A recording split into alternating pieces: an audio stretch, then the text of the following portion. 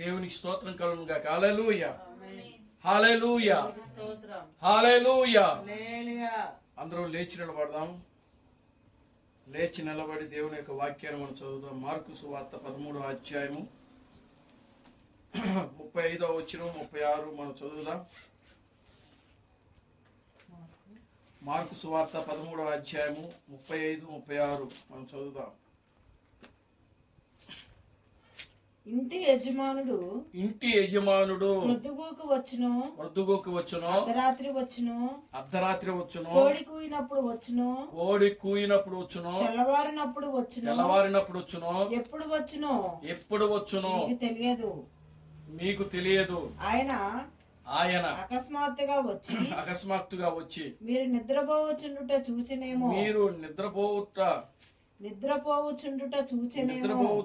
చూచెనేమో గనుక మీరు మెలకువగా ఉండుడి. నేను మీతో చెప్పుచున్నది అందరితోనూ చెప్పుచున్నాను. మెలకువగా ఉండుడా నేను. ప్రార్థన చేసుకున్నాం. ఓ మమ్మలను మిక్కిలిగా ప్రేమించిన మా మంచి తండ్రి, జీవం గల దేవుడా, జీవాధిపతి, నిన్న నేడు నిరంతరము ఒకటే రీతిగా ఉన్న మా పరమ తండ్రి, నా ప్రభు అయిన అబ్రహాం క్రీస్తు, నీ పవిత్రమైన పాదాలకు వందనాలు, స్తుతులు, స్తోత్రములు ప్రభువానికి స్తుతులు, స్తోత్రములు నాయన.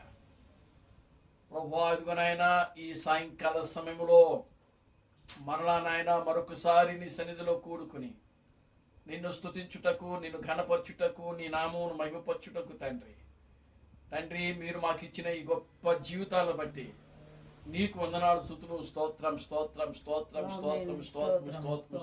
ప్రభువా.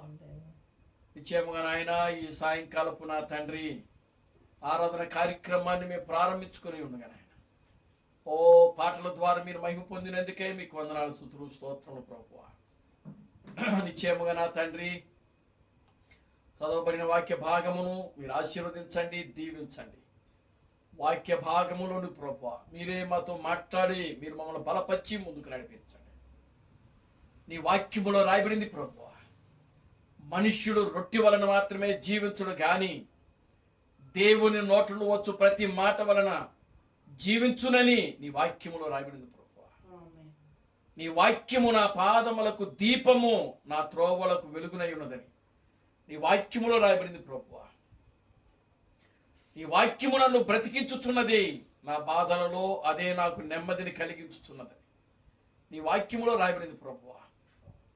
ఓ నిశ్చయముగా నాయన, నీ వాక్యము ద్వారా నాయన మీరే మమ్మల్ని నాయన మీరు మాతో మాట్లాడి మీరు మమ్మల్ని బలపరిచి ఆ జీవితాన్ని నాయన ఆధ్యాత్మికంగా స్థిరపరిచి ముందుకు నడిపించమని మీ స్థితిలో ప్రార్థిస్తున్నాను. నీ వాక్యమునకు ఆరాధనకు వ్యతిరేకంగా పనిచేయుచున్నటువంటి ప్రతి విధమైన చీకటి కార్యములను, దెయ్యపుగాను, దురాత్మ శక్తులను నా ప్రభు అయిన క్రీస్తు నామములో గద్దించలేపరుస్తున్నాను తండ్రి. సహాయం చేసి మీరు మహిమ పొందమని జీవం కలిగిన నా ప్రభు అయిన క్రీస్తు నామములోని సర్వశక్తి కలిగిన నామములో ప్రార్థించి స్తుతించి వేడుకొనుచున్నాము. ఆమేన్. అందరూ కూడా కూర్చోండి.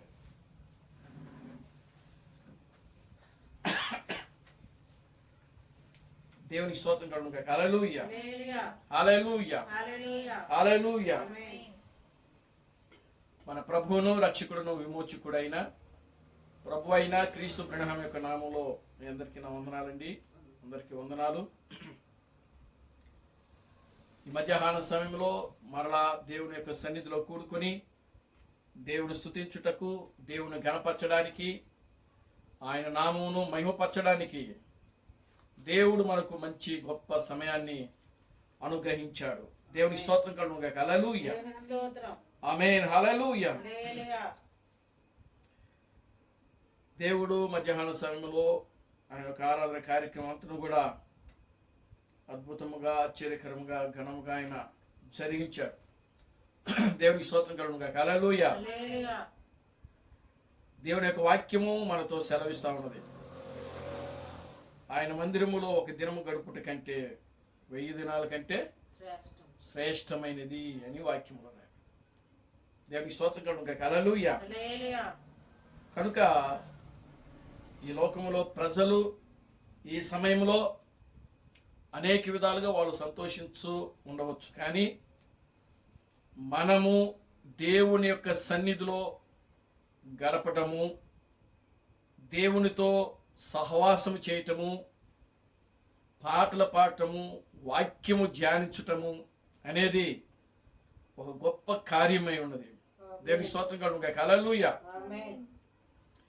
దేవుడు మనకిచ్చినటువంటి గొప్ప సమయాన్ని బట్టి మనం ఎంతగానో దేవుని యొక్క సన్నిధిలో సంతోషించాలి, దేవుని స్తుతించాలి, దేవుని ఘనపరచాలి. దేవుని స్తోత్రం కలుగును గాక. హల్లెలూయా. ఆయన నిన్న నేడు నిరంతరము ఒకటే రీతిగా ఉన్న దేవుడు. ఆయన మారని దేవుడు, ఆయన మార్పు లేని దేవుడు. ఆయన దేవుని స్తోత్రం కలుగును గాక. హల్లెలూయా. యుగములలో తరములలో మరుగు చేసుకొని ఈ చివరి దినాల్లో మరలా ఆయన తన జనులకు, తన ప్రజలకు ఆయన తనను తాను బయలుపరుచుకున్నాడు. దేవుని స్తోత్రం కలుగును గాక. హల్లెలూయా. తన బిడ్డలు కాని వారికి ఆయన ఎన్నడూ కూడా ఆయన బయలుపరచుకోడు. దేవుని స్తోత్రం కలుగును గాక. హల్లెలూయా. ఒకవేళ వాళ్ళకి ఆయనను తను తాను బయలుపరుచుకున్నా ఆయనను వారు గ్రహించటంలో ఏమైపోతారంటే విఫలమైపోతారు. దేవుని స్తోత్రం కలుగును గాక. హల్లెలూయా. చూడండి, లోకములో కొన్ని కోట్ల జనాభా ఉన్నారు, కొన్ని కోట్ల జనాభా. ఈనాడు క్రైస్తవ ప్రపంచములో కొన్ని కోట్ల జనాభా ఉన్నారు. మరి ఆ కోట్ల జనాభాలో పిల్లరా దేవుడు ఆయన ఒక స్వల్పంగా అతి తక్కువ జనులను ఆయన ఎన్నుకోవడం జరిగింది. దేవుని స్తోత్రం కలుగును గాక. హల్లెలూయా. ఇశ్రాయేలు ప్రజలు అనుకునే వాళ్ళంట, ఏమని అనుకునేవాళ్ళంటే, మేమే దేవునికి ఇష్టమైన ప్రజలము, మేమే దేవుని యొక్క కుమారులము, మేమే దేవుని యొక్క కుమార్తెలము, మమ్మల్ని తప్ప దేవుడు ఇంకెవ్వరిని కూడా ఎన్నుకోలేదు అని చెప్పి వాళ్ళు అనుకుంటా ఉండేవాళ్ళంట. దేవుని స్తోత్రం కలుగును గాక. హల్లెలూయా. వాళ్ళు ఇప్పుడు కూడా అనుకుంటున్నారు, మేమే నిజమైనటువంటి దేవుని ప్రజలము, మేమే దేవుడు ఎన్నుకో చేయబడిన ప్రజలము, మేమే ఈ ప్రపంచాన్ని పరిపాలించే ప్రజలమని ఇజ్రాయేలు ఇప్పటికి వరకు కూడా అది భావిస్తా ఉన్నది. దేవుని స్తోత్రం కలుగును గాక. హల్లెలూయా. కానీ ఇజ్రాయేలుకు తెలియని విషయము ఏమిటి అని అంటే, ఇజ్రాయేలులో నుంచే దేవుడు ఒక క్రైస్తవ జనాంగాన్ని బయటికి తీసుకొస్తున్నాడు అన్న సంగతి వాళ్ళకి తెలియదంట. క్రీస్తుడు అని చెప్తున్నాడు ఆయన. దేవుని స్తోత్రం కలుగును గాక. హల్లెలూయా. అసలు యూదులు గ్రహించలేని కార్యము, యూదులకి ఇప్పటికీ కూడా అర్థం కాని విషయము, యూదులకు ఇప్పటి కూడా వాళ్ళు గ్రహించలేని కార్యము ఏదైనా ఉంది అని అంటే, ఈ లోకంలో క్రైస్తవులు ఉన్నారు అని వాళ్ళు గ్రహించలేకపోతున్నారు. దేవుని స్తోత్రం కలుగును గాక. హల్లెలూయా. చూడండి, యూదులు ఒక జనాంగముగా ఉన్నారు. ఆ యొక్క యూదులలో నుంచే దేవుడు ఒక ప్రత్యేక జనాంగముగా ప్రియులారా క్రైస్తవులను తీసుకుని వచ్చాడు ఆయన. దేవుని స్తోత్రం కలుగును గాక. హల్లెలూయా. క్రైస్తవులను తీసుకుని వచ్చాడు. క్రైస్తవులు వాళ్ళు ఇప్పుడు భావిస్తున్నారు ఏమని అని అంటే, క్రైస్తవులు అనుకుంటున్నారు, మేమే దేవుని యొక్క సంతానము, దేవుడు మా కోసమే వచ్చాడు, మా కోసమైన రక్తము చిందించాడు, ఏంటి మేము తప్పనిచ్చి ఇక వేరొకరు పరలోక రాజ్యానికి వెళ్ళరు అని చెప్పి వాళ్ళు అనుకుంటున్నారట. దేవుని స్తోత్రం కలుగును గాక. హల్లెలూయా. కానీ ప్రియమైన దేవుని బిడ్డలారా, వాళ్ళు ఆ విధంగా తలుస్తూ ఉంటే అదే క్రైస్తవ జనాంగములో నుంచి మరలా దేవుడు ఆయన పెళ్లి కుమార్తెను తీసుకుని వచ్చాడు. దేవుని స్తోత్రం కలుగుగా. హల్లెలూయా. ఆమేన్. హల్లెలూయా. లోకములో ఉన్నటువంటి వాళ్ళను దేవుడు బయటికి తీసుకొచ్చారు. వాళ్ళ యూదులు. యూదుల్లో నుంచి దేవుడు క్రైస్తవ జనాంగాన్ని బయటికి తీసుకొచ్చాడు.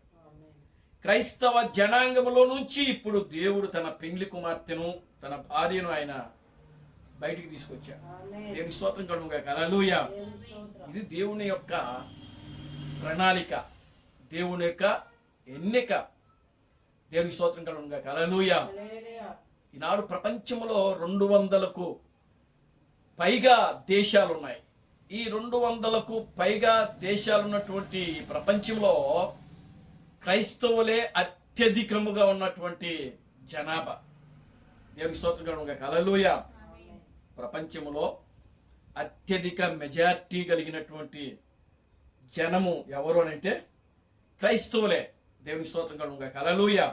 ప్రపంచంలో కనుక చూడండి, ఈ ప్రపంచంలో కొన్ని కోట్ల జనాభాలో దేవుడు చాలా అల్ప సంఖ్యను దేవుడు ఎన్నుకున్నాడు. దేవుని స్తోత్రం కలుగుగా. హల్లెలూయా. చూడండి, చాలా జాగ్రత్తగా వినండి. దేవుడు ఐగుప్తులోనికి ఎంతమందిని తీసుకుని వెళ్ళాడు అని అంటే 70 మందితో వెళ్ళారు వాళ్ళు. ఎంతమంది? అసలు 70 మంది అది ఏళ్లతో లెక్క పెట్టేటువంటి సంఖ్య. దేవుని స్తోత్రం కలుగుగా. హల్లెలూయా. ఎంత తక్కువ సంఖ్య అది అంటే, నిజంగా చెప్పాలని అంటే ఐగుప్తులకు, అంటే ఐగుప్తు జనాంగానికి, ఐగుప్తు ప్రజలకు అసలు ఈ జనము ఏ మూలకు కూడా పనికిరారన్నమాట. దేవుని స్తోత్రం కలుగుగా. హల్లెలూయా. అంటే ఒక 70 మంది జనాంగం అంటే ఆ రోజులు ఒకే కుటుంబంలో 70 మంది ఉండేవాడు. దేవుని స్తోత్రం కలుగుగా. హల్లెలూయా. ఆమేన్. హల్లెలూయా. కనుక ఇప్పుడు ఒక్క కుటుంబమే అక్కడికి వెళ్ళింది. ఆ కుటుంబంలో ప్రియులారా 70 మంది. అది యాకోబు యొక్క కుటుంబం. దేవుని స్తోత్రం కలుగుగా. హల్లెలూయా. చూడండి, అతి తక్కువ స్వల్ప జనాంగము. ఎంత తక్కువ జనాంగం అనంటే ఆ ప్రజలను ఏళ్లతో లెక్క పెట్టవచ్చు. అతి తక్కువ జనాభం. దేవుని స్తోత్రం కలుగుగా. హల్లెలూయా. కానీ వాళ్ళు పెరిగి పెద్దవారై, ప్రియులారా గమనించండి, వాళ్ళని మించిపోయిన జనాంగముగా ఇజ్రాయేలు అక్కడ ఏర్పడింది. దేవుని స్తోత్రం కలుగుగా. హల్లెలూయా. అలాగనే దేవుడు ఈ ప్రపంచములో, ఈ లోకములో, ఈ క్రైస్తవ ప్రపంచములో అతి తక్కువ జనము దేవుడు బయటికి తీసుకొచ్చాడు పెళ్లి కుమార్తెగా.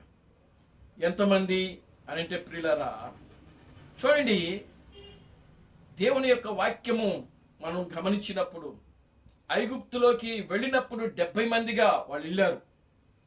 దేవుడు ఈ లోకముల నుంచి తన పెండ్లి కుమార్తెగా ఎంతమందిని తీసుకుని వస్తున్నాడంటే కేవలం 700 మందిని మాత్రమే తీసుకుని వస్తున్నాడు. దేవుని స్తోత్రం కలుగుగా. హల్లెలూయా. ఎంత తక్కువ జనం అండి. నిజంగా క్రీస్తు బ్రహ్మం చెప్పినట్లుగా ఈ అమెరికా దేశంలో ఈ యొక్క జనాభాలో ఒక 500 మంది తప్పిపోతే అది పెద్ద ఆశ్చర్యము కాదని చెప్పాడు. నిజంగా మన భారతదేశంలో 150 కోట్ల జనాభా ఉన్నారు ఇప్పుడు ప్రజెంట్. దేవుని స్తోత్రం కలుగుగా. హల్లెలూయా. ఎంతమంది? 150 కోట్ల జనాభా ఉన్నారు. కనుక అంటే చైనా తర్వాత మన దేశమే అత్యధిక జనాభా సంఖ్య ఉన్న దేశం మన దేశం. దేవుని స్తోత్రం కలుగుగా. హల్లెలూయా. చూడండి, ఇప్పుడు మన దేశంలో అత్యధిక జనాభా ఉన్నారు. అంటే అత్యధికంగా అంటే 150 కోట్లు ఉన్నారు. ఈ 150 కోట్ల జనాభాలో ఎంతమందిని దేవుడు తీసుకుంటున్నాడు అని అయితే ప్రియులారా గమనించండి. ఏమండి? దేవుని స్తోత్రం కలుగుగా. హల్లెలూయా. ఎంతమందిని తీసుకుంటున్నాడు? ప్రపంచవ్యాప్తంగా 700 మంది. మరి ఇండియాలో దేవుని స్తోత్రం కలుగుగా. హల్లెలూయా. అంటే ఎవరు ఎత్తబడతారో ఎవరు ఎత్తబడరో ఎవరికి అర్థం కాని పరిస్థితిలో వాడు విశ్వాసమును బట్టి మాత్రమే ప్రియులారా వాళ్ళు ఎత్తబడతారు. ఇది మాత్రం వాస్తవం. దేవుడు నామానికి మహిమ కలుగునుగా. హల్లెలూయా. చూడండి, నేను ఎత్తబడతాను అనుకోవడం కాదు కానీ ప్రియులారా, ఎత్తబడుటకు కావలసినటువంటి సిద్ధపాటు మనలో ఉందా లేదా అనేది కూడా మనం ఏం చేయాలి? ఆలోచన చేసుకోవాలి. దేవునికి స్తోత్రం కలుగునుగా. హల్లెలూయా. నిజంగా మనలో ఎత్తబడేటువంటి విశ్వాసం ఉన్నదా? ఎత్తబడేటువంటి కృప మనలో ఉన్నదా? దేవుడు ఇంత గొప్ప సందేశంలోనికి మనల్ని తీసుకుని వచ్చాడు కదా, ఇంత గొప్ప వర్తమానంలోనికి దేవుడు మనల్ని తీసుకుని వచ్చాడు. నిజంగా ఆకాశాన్ని భూమిని కదిలించేటువంటి సందేశంలోనికి దేవుడు మనల్ని తీసుకుని వచ్చాడు. దేవునికి స్తోత్రం కలుగునుగా. హల్లెలూయా. ఆమేన్. హల్లెలూయా. అటువంటి ఒక గొప్ప సందేశంలో నేను ఎత్తబడతాను అని చెప్పి ప్రియులారా, ఎవరైనా సరే ప్రియులారా, చెప్పగలిగేటువంటి ధైర్యము మనకుందా అనేది మనం ఆలోచించాలి. దేవునికి స్తోత్రం కలుగునుగా. హల్లెలూయా. ఆమేన్. హల్లెలూయా. కనుక విశ్వాసమును బట్టి ధైర్యం ఉంటుంది. ఆమేన్. హల్లెలూయా. విశ్వాసమును బట్టి ధైర్యం ఉంటుంది. విశ్వాసము లేనప్పుడు మనము అధైర్యపడతాం, భయపడతాం. దేవుని నామానికి మహిమ కలుగునుగా. హల్లెలూయా. అదే విశ్వాసం ఉందనుకోండి, మనము భయపడాల్సినటువంటి అవసరమే లేదు. దేవునికి స్తోత్రం కలుగునుగా. హల్లెలూయా. దిగులు పడాల్సిన అవసరం లేదు, జడియాల్సిన అవసరం లేదు. దేవుని నామానికి మహిమ కలుగునుగా. హల్లెలూయా. కనుక ప్రియమైన దేవుని బిడ్డలారా, అటువంటి ఒక గొప్ప సమయంలోనికి, స్థితిలోనికి దేవుడు మనలను తీసుకుని వచ్చేసాడు. దేవునికి స్తోత్రం కలుగునుగా. హల్లెలూయా. ఎప్పుడు మేఘం వస్తుందో ప్రియులారా, మేఘంలోకి మనం ఎప్పుడు వెళ్ళిపోతామా అని ఒక ఆశ, ఒక తృష్ణ మనం కలిగి జీవించాలి. దేవునికి స్తోత్రం కలుగునుగా. హల్లెలూయా. ఆమేన్. హల్లెలూయా. మనము మేఘముల మీద ప్రయాణం చేయబోతున్నాం. మేఘము అనేటువంటి వాహనాన్ని దేవుడు మనలను ఎక్కించబోతున్నాడు. ఒక మేఘము మనలను కమ్ముకోబోతుంది. ఒక మేఘము మనలను ఆవరించబోతుంది. ఒక మేఘములోనికి మనము వెళ్ళబోతా ఉన్నాం. ఆ మేఘములోనికి మనం వెళ్ళినప్పుడు ప్రియమైన దేవుని బిడ్డలారా, ఈ ప్రపంచానికి మనము అదృశ్యమైన వాళ్ళంగా ఉంటాం. దేవునికి స్తోత్రం కలుగునుగా. హల్లెలూయా. ఈ లోకంలో ఉన్న ప్రజలకు మనకు మధ్యలో అడ్డుతెరగా ఏముంటుంది అని అంటే మేఘం ఉంటుంది. దేవునికి స్తోత్రం కలుగునుగా. హల్లెలూయా. చూడండి, యేసు ఆరోహణమైనప్పుడు ఒక మేఘము ఆయనను కొనిపోయెను అని వాక్యం. కనుక ఎప్పుడైతే ఆ మేఘము ఈ చూస్తున్న ప్రజలకు అడ్డొచ్చిందో, ఆ ప్రజలకు యేసుక్రీస్తు కనబడకుండా పోయాడు. ఆమేన్. హల్లెలూయా. ఎందుకు? మేఘము అడ్డొచ్చింది కాబట్టి. మేఘం అనేది ఆ తెర అక్కడ పడిపోయింది. అక్కడ దేవుని నామానికి మహిమ కలుగునుగా. హల్లెలూయా. కనుక మనం కూడా ప్రియులారా, అకస్మాత్తుగా మేఘము మనల్ని తీసుకుని వెళ్ళబోతాం. దేవునికి స్తోత్రం కలుగునుగా. హల్లెలూయా. అకస్మాత్తుగా మనం వెళ్ళిపోబోతున్నాం. క్రైస్తవ ప్రపంచానికి అర్థం కాని విషయం అది. ఈ లోకంలో ఉన్న ప్రజలకు అర్థం కాని విషయం అది. ఆమేన్. హల్లెలూయా. కనుక ప్రియమైన దేవుని బిడ్డలారా, ఎప్పుడు వెళ్ళిపోతామో, ఎప్పుడు మేఘం వచ్చి మనల్ని ఆవరించబోతుందో, ఎప్పుడు మేఘం వచ్చి మనల్ని తీసుకుని వెళ్ళిపోతుందో ప్రియులారా, ఆ విధంగా ఉండుటకు మనం సిద్ధపడాలి. దేవునికి స్తోత్రం కలుగునుగా. హల్లెలూయా. ఆమేన్. హల్లెలూయా. కనుక ప్రియమైన దేవుని బిడ్డలారా, దేవుడిచ్చేటువంటి గొప్ప సమయాన్ని సద్వినియోగం చేసుకోండి. సమయాన్ని పోనీపకండి, వ్యర్థంగా దాన్ని ప్రియులారా చూడండి పోగొట్టుకోబాకండి. దినములు చెడ్డవి గనుక సమయమును పోనీక అజ్ఞానులు వలె కాక జ్ఞానము కలిగి నడుచుకోవాలని వాక్యంలో రాయబడింది. ప్రసంగి గ్రంథము 12వ అధ్యాయము చూడండి. వాక్యంలో ప్రసంగి గ్రంథము 12వ అధ్యాయము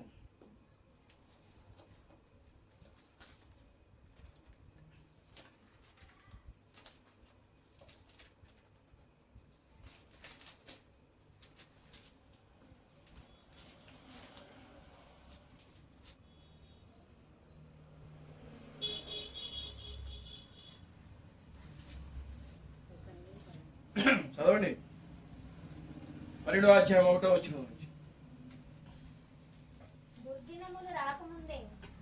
దుర్దినములు రాకముందే ఇప్పుడు వీటి యందు నాకు సంతోషము లేదని నీవు చెప్పు సంవత్సరములు రాకముందే తేజస్సునకును సూర్య చంద్ర నక్షత్రములకును చీకటి కమ్మకు ముందే వాన వెలిసిన తరువాత మేఘములు మరలా రాకముందే నీ బాల్య దినములందే నీ సృష్టికర్తను స్మరణకు తెచ్చుకొనుము. చాలు. దేవునికి స్తోత్రం కలుగును గాక. హల్లెలూయా. ఎప్పుడు తెచ్చుకోవాలంట సృష్టికర్తను? బాల్య దినములందే. ఆమేన్. హల్లెలూయా. నీ బాల్య దినములందే నీవు ఏం చేయాలి? సృష్టికర్తను స్మరణకు తెచ్చుకోవాలంట. నీ యజమానుని నువ్వు జ్ఞాపకం చేసుకోవాలి. దేవునికి స్తోత్రం కలుగును గాక. హల్లెలూయా. ఆమేన్. హల్లెలూయా. కనుక ప్రియమైన దేవుని బిడ్డలారా, దుర్దినములు రాకముందే, అపాయకరమైన దినములు రాకముందే, చెడ్డ దినములు రాకముందే నువ్వేం చేయాలంట? నీ సృష్టికర్తను నీవు సృష్టికర్త అంటే మధ్యాహ్నం చెప్పాం కదా, యజమానుడు. సృష్టికర్త అంటే ఎవరు? యజమానుడే. అంటే నీ యజమానుని నువ్వేం చేయాలి? జ్ఞాపకము తెచ్చుకోమని వాక్యం. దేవునికి స్తోత్రం కలుగును గాక. హల్లెలూయా. ఈ మధ్యాహ్న సమయంలో మనం ధ్యానించే అంశం, మీ కన్నులు దృష్టి లేక ధ్యాస యజమాను మీదనే ఉండండి. పార్ట్ 2. దేవునికి స్తోత్రం కలుగును గాక. హల్లెలూయా. కనుక ప్రియులారా గమనించండి, ఇప్పుడు దేవుడు ఇక్కడ జ్ఞాని అయినటువంటి సొలొమోను మహారాజు చేత మాట్లాడిస్తున్నాడు. ఆయన ఎప్పుడు మన యజమానుని మనం జ్ఞాపకం చేసుకుంటానే ఉండాలి. దేవునికి స్తోత్రం కలుగును గాక. హల్లెలూయా. ఎప్పుడు ఆపద్దినములు రాకమునిపే, చెడ్డ దినములు రాకమునిపే, దుర్దినములు రాకమునిపే. చూడండి, అక్కడ చక్కటి మంచి మాటలు ఆయన ఉపయోగిస్తూ ఉన్నాడు. దేవుని నామానికి మహిమ కలుగును గాక. హల్లెలూయా. ప్రసంగి 12వ అధ్యాయము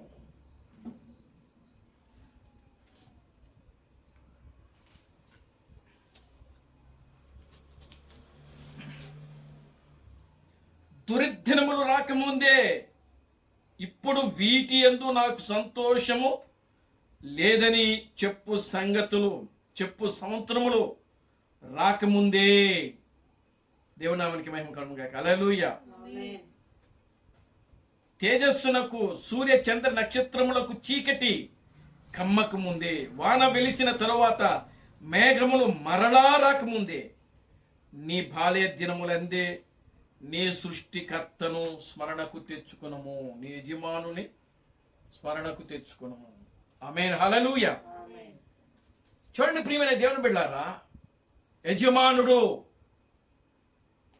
యజమానుడా, నా యజమానుడా అని పిలిచింది శారా. దేవుని స్తోత్రం కలుగును గాక. హల్లెలూయా.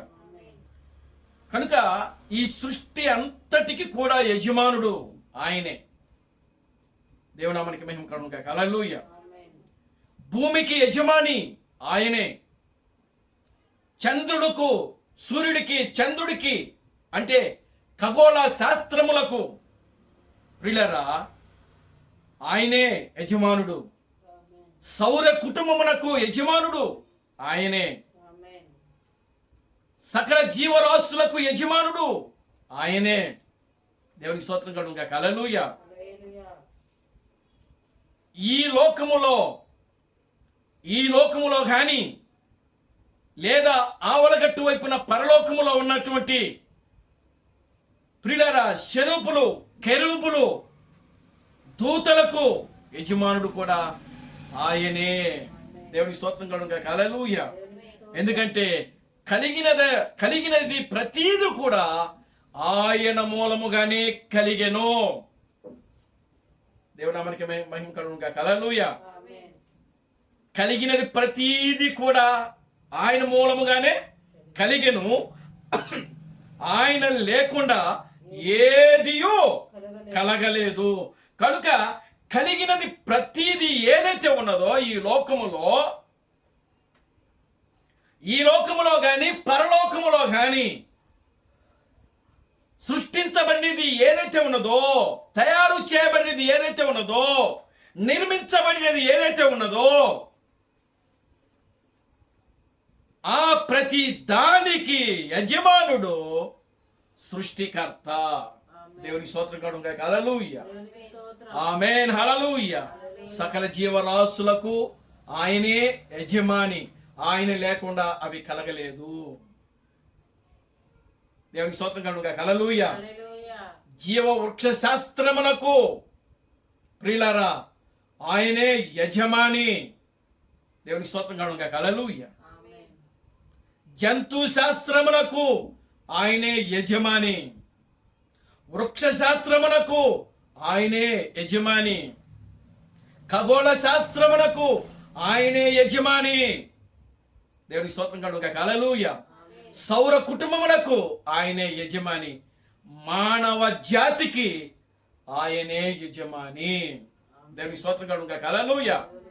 కనుక ఈ సృష్టిలో సృష్టించబడిన ప్రతి దానికి ఏదైతే ఉన్నదో ఆ ప్రతి దానికి ఆయనే యజమానుడు. కనుక నీ దృష్టి, నీ కనుల దృష్టి, మీ కనుల దృష్టి లేక మీ ధ్యాస నీ యజమాను మీదనే ఉండవలెను. దేవుడా మనకి మహిమ కలుగును గాక. Hallelujah, glory to God. హల్లెలూయా. ప్రియమైన దేవుని బిడ్డలారా, నీ సృష్టికర్తను నువ్వేం చేయమంటున్నాడు ఇక్కడ? నీ యజమాని నువ్వు జ్ఞాపకం చేసుకో.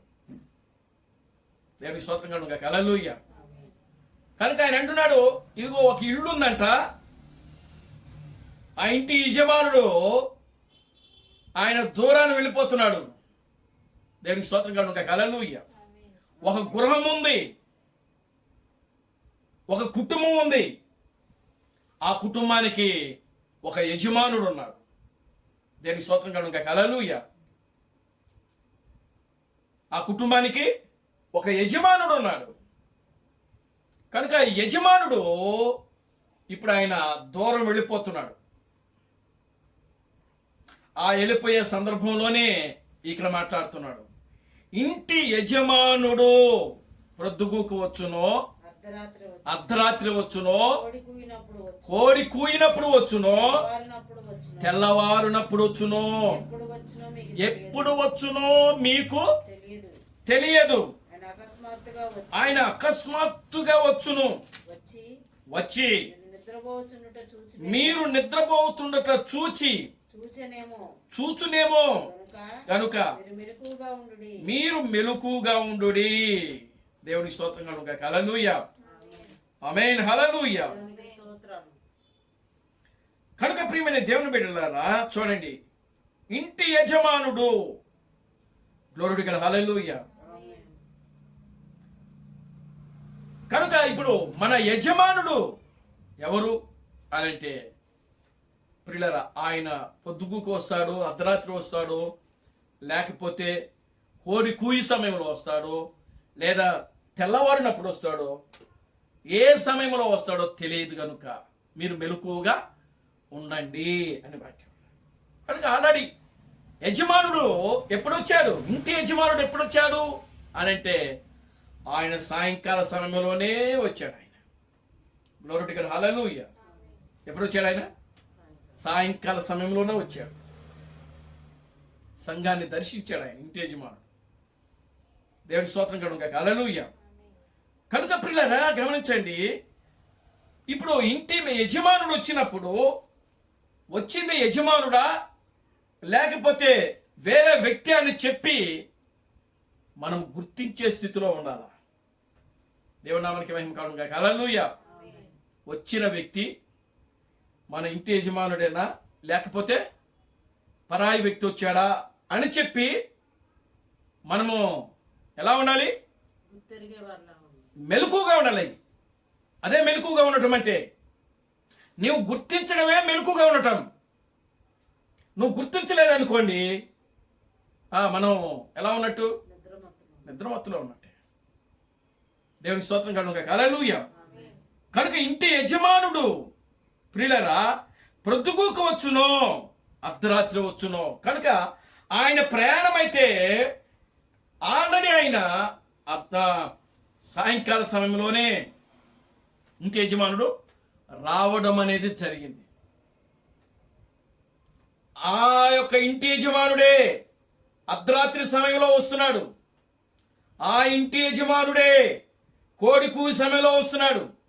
ఆ ఇంటి యజమానుడే తెల్లవారునప్పుడు వస్తున్నాడు. ఈ ప్రతి సమయములలో తన యజమానుణ్ణి గుర్తించడమే నిజమైనటువంటి వధువు యొక్క లక్షణం. దేవునికి స్తోత్రం కలుగును గాక. హల్లెలూయా. వాక్యం యొక్క ప్రత్యక్షత అదే, వాక్యం యొక్క బయలుపాటు అదే. దేవునికి స్తోత్రం కలుగును గాక. హల్లెలూయా. చూడండి, మధ్యాహ్న సమయంలో యజమానుడు వచ్చాడు. మరి ఆ సమయంలో మనం లేం. మధ్యాహ్న సమయంలో మనం ఉన్నామా? యేసుక్రీస్తు వచ్చినప్పుడు మనం ఉన్నామా? లేము. దేవునికి స్తోత్రం కలుగును గాక. హల్లెలూయా. కానీ మనం ఆయన గుర్తించగలిగాం. ఎలాగూ? ఇంటి యజమానుణ్ణి మనం గుర్తించగలిగాము. అప్పుడు దేవునికి స్తోత్రం కలుగును గాక. హల్లెలూయా. ఎలా గుర్తించగలిగాము అని అంటే, ఆయన యొక్క గుణలక్షణముల ద్వారా. నీ యజమానునికి ఏమున్నాయంటే కొన్ని గుణలక్షణాలు ఉన్నాయి. దేవునికి స్తోత్రం కలుగును గాక. హల్లెలూయా. నీ యజమానుడికి ఏమున్నాయి? కొన్ని గుణలక్షణములు ఉన్నాయి. ఆ గుణలక్షణములు మంచివా చెడ్డవా? అవి వాక్యానుసారమైనవా లేకపోతే వాక్యానుసారమైనవి కావా అనేది మనము గుర్తించాల్సిన బాధ్యత దేవుడు మన మీద పెట్టాడు. దేవునికి స్తోత్రం కలుగును గాక. హల్లెలూయా. చూడండి, ఆయన గుణలక్షణాలు ఏమిటో, ఇంటి యజమానుడి యొక్క గుణలక్షణములు ఏమిటో, ఇంటి యజమానుడి యొక్క ప్రియులారా ఆ యొక్క సుగుణాలు ఏమై ఉన్నావో వాటిని మనం తెలుసుకుని వాటిని వెంబడించడమే యజమానుని మనము వెంబడించినట్లు. దేవునికి స్తోత్రం కలుగును గాక. Hallelujah. Glory to God. Hallelujah. కనుక నీ యజమానుని యొక్క గుణలక్షణాలు దేవుడు ఎక్కడ చూపించాడు, ఎక్కడ విడిచిపెట్టాడు? దేవునికి స్తోత్రం కలుగును గాక. హల్లెలూయా. నీ యజమానుని యొక్క గుణలక్షణాలు ఎక్కడ విడిచిపెట్టాడు? ఎక్కడ విడిచిపెట్టాడు? దేవునికి స్తోత్రం కలుగును గాక. హల్లెలూయా. నీ యజమానుని యొక్క గుణలక్షణాలు పరిశుద్ధ గ్రంథంలోనే ఉంటాయి. దేవునికి స్తోత్రం కలుగును గాక. హల్లెలూయా.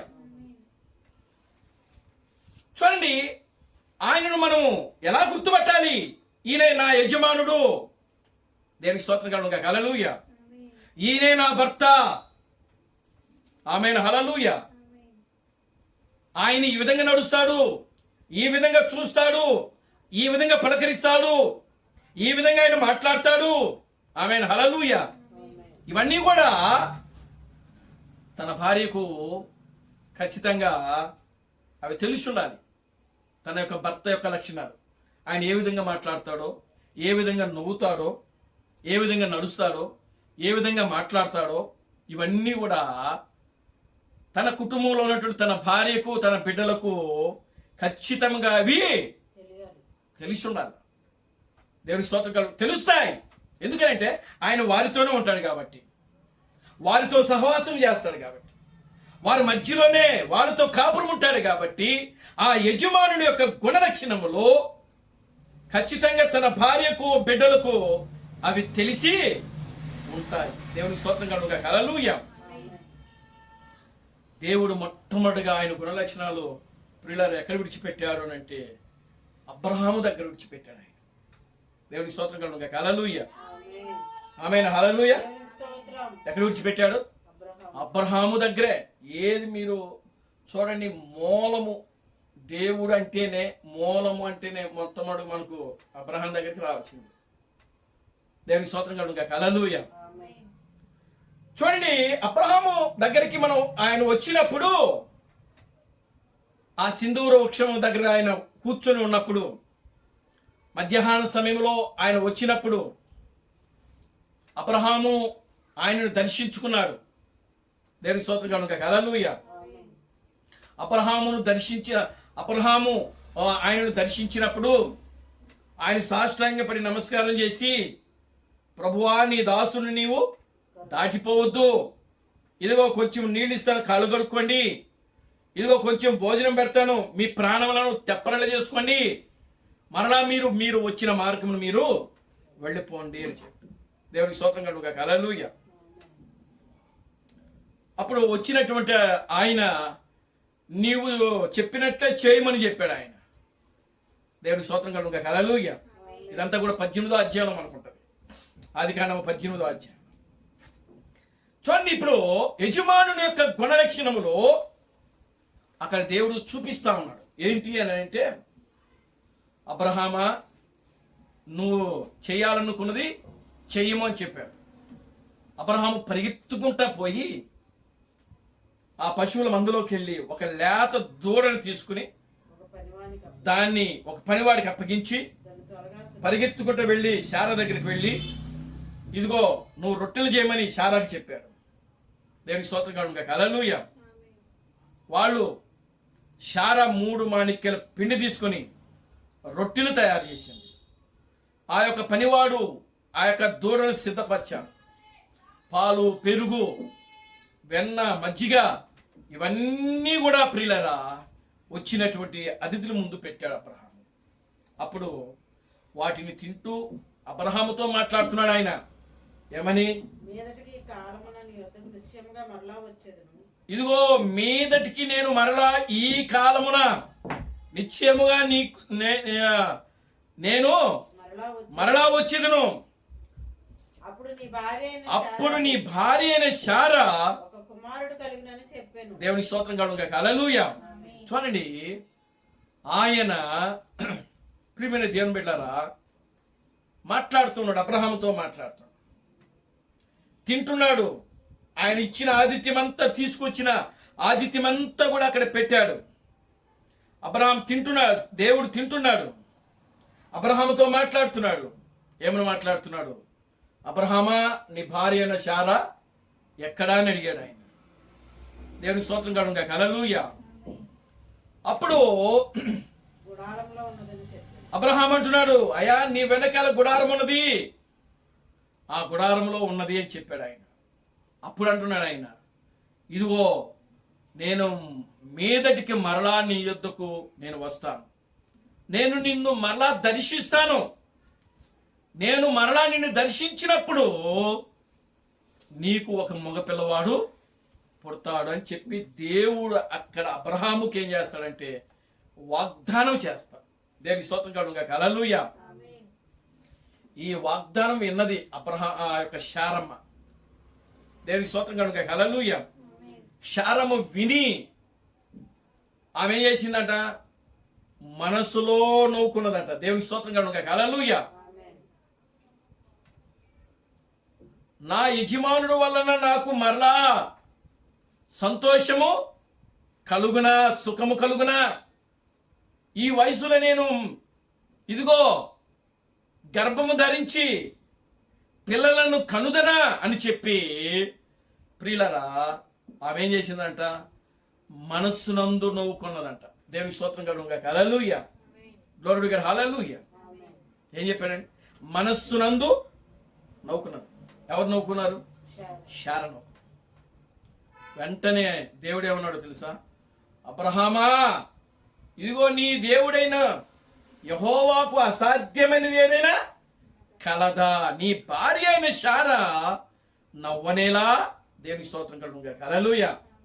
ఇదండి నీ యజమానుని యొక్క గుణలక్షణం. అది దేవునికి స్తోత్రం కలుగును గాక. హల్లెలూయా. ఆమేన్. హల్లెలూయా. ఏమిటి నీ యజమానుని యొక్క గుణలక్షణము? హృదయ రహస్యములు బయలుపరచడము. మీరు చూడండి, ఆది కాండము నుండి 1వ అధ్యాయం నుండి 12వ అధ్యాయము వరకు కానీ లేకపోతే ఈ 19వ అధ్యాయం వరకు కూడా ఎక్కడ కూడా హృదయ రహస్యాలు బయలుపరచినట్లు వాక్యంలో ఉండదు. కేవలము ఈ యొక్క 18వ అధ్యాయంలో శారా దగ్గర మాత్రమే దేవుడు పునాదేశాడు. అక్కడ దేనికి అని అంటే తన గుణ లక్షణాలు. దేవునికి స్తోత్రం కలుగును గాక. హల్లెలూయా. ఇప్పుడు చూడండి, సమరయ స్త్రీ కూడా ఇదే మాట ఎత్తి చూపించింది. ఆ యోహాను సువార్త 4వ అధ్యాయంలో సమరయ స్త్రీతో దేవుడు మాట్లాడుతున్నాడు. ఆమేన్. హల్లెలూయా. సమరయ స్త్రీతో దేవుడు మాట్లాడుతున్నప్పుడు సమరయ స్త్రీ ఒక మాట చెప్పింది. ఆయన ఒక మాట అన్నాడు. ఏమన్నాడు అని అంటే, అమ్మ నీ వెళ్ళి నీ పెనిమిటిని తీసుకునిరా అని చెప్పాడు. అప్పుడు ఆమె ఏమన్నదంటే, అయ్యా నాకు పెనిమిటే లేడు అని చెప్పింది. అప్పుడు ఈయనేమన్నాడు, నువ్వు నిజమే చెప్పావమ్మా, కానీ ఇప్పుడున్న వ్యక్తి కూడా నీ భర్త కాదు అని చెప్పాడు. దేవునికి స్తోత్రం కలుగును గాక. హల్లెలూయా. అప్పుడు వెంటనే ఆమె ఏమన్నా తెలుసా, అయ్యా నువ్వు ప్రవక్తమని నేను గ్రహించుచున్నానని చెప్పింది. ఇంకా యేసు ఆమెతో మాట్లాడుతూ ఉన్నప్పుడు, అయ్యా మెస్సయ్య వచ్చినప్పుడు, క్రీస్తు వచ్చినప్పుడు ఇదిగో ఇలాంటి కార్యాలు చేస్తాడని నేను విన్నాను, నువ్వు క్రీస్తువా, నువ్వు మెస్సయ్యవా అని ఆయనను అడిగింది. అప్పుడు ఆయన ఏమన్నాడు, అవును నీతో మాట్లాడుతున్నవాడు ఆయనే. దేవునికి స్తోత్రం కలుగును గాక. హల్లెలూయా.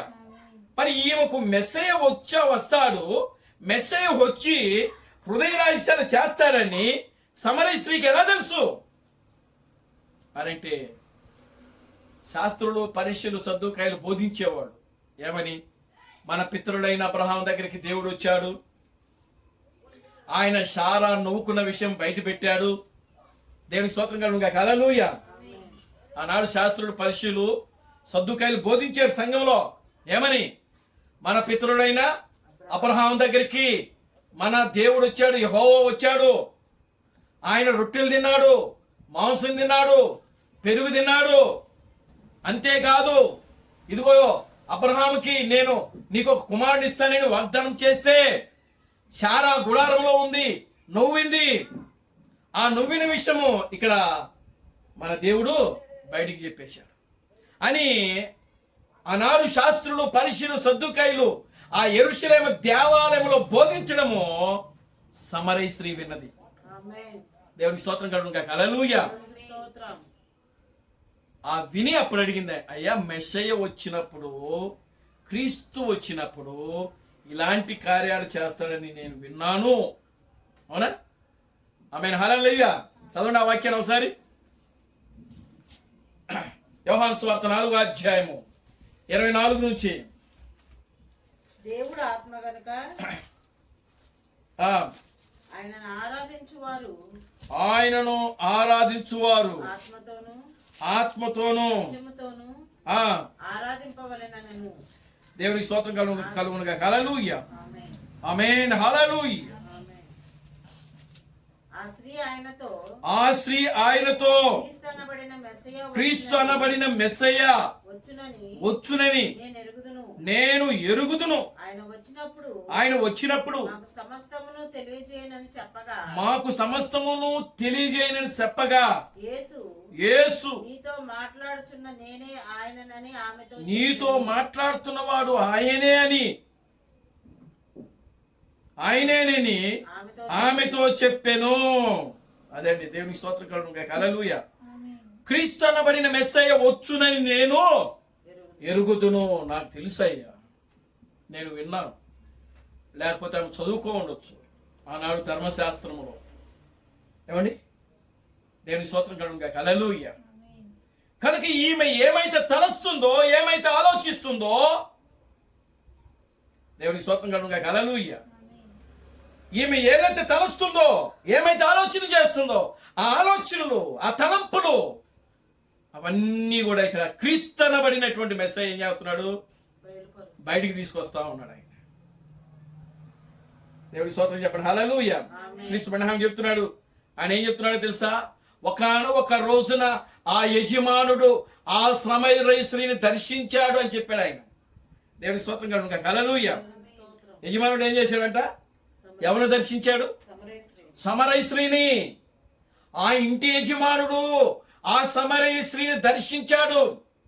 ఆ యజమానుడు ఆ సమరయ స్త్రీలో ఉన్నటువంటి బలహీనతలన్నింటిని బయటకు తీసుకొచ్చాడు ఆయన. ఆ సమరీ స్త్రీలో ఉన్నటువంటి ఆలోచనలు, ఆయనలో ఉన్నటువంటి సకల కార్యములన్నీ బయటికి తీసుకొచ్చాడు ఆయన. ఆమేన్.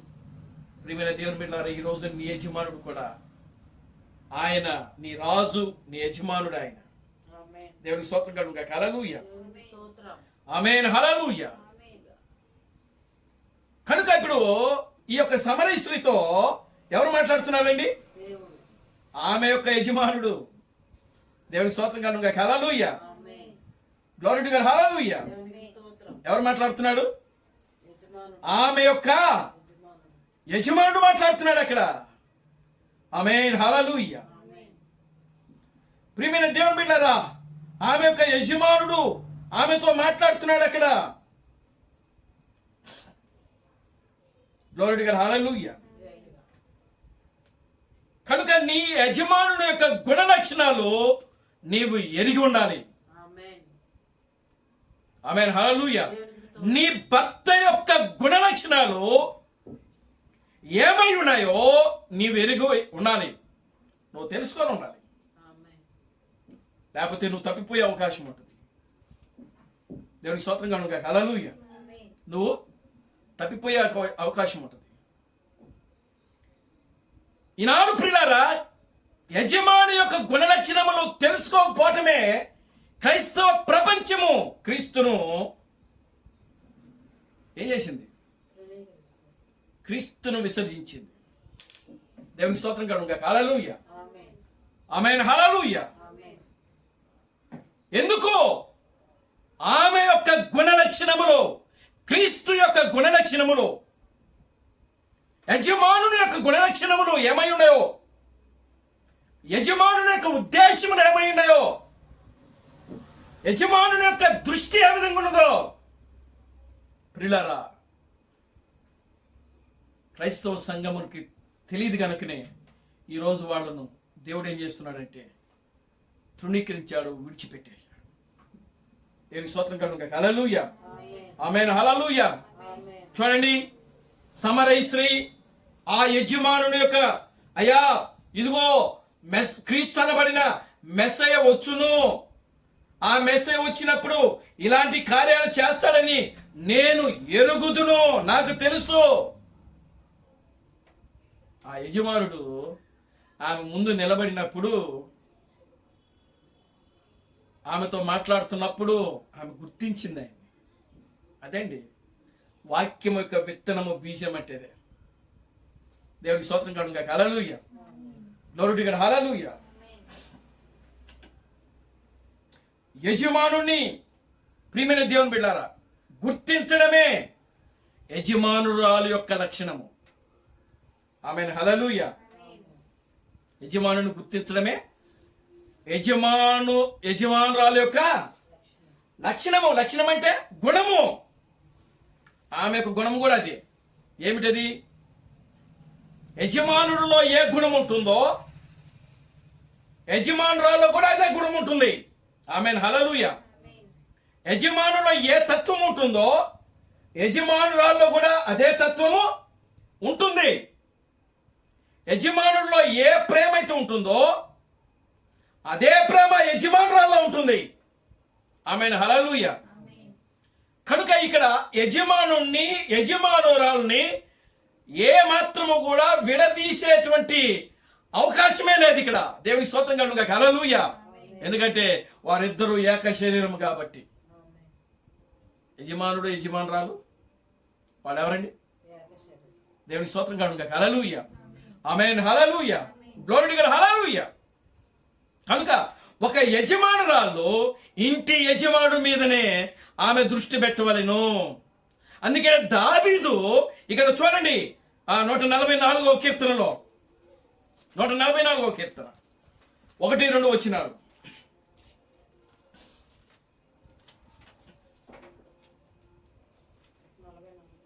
1-2 వచనాలు.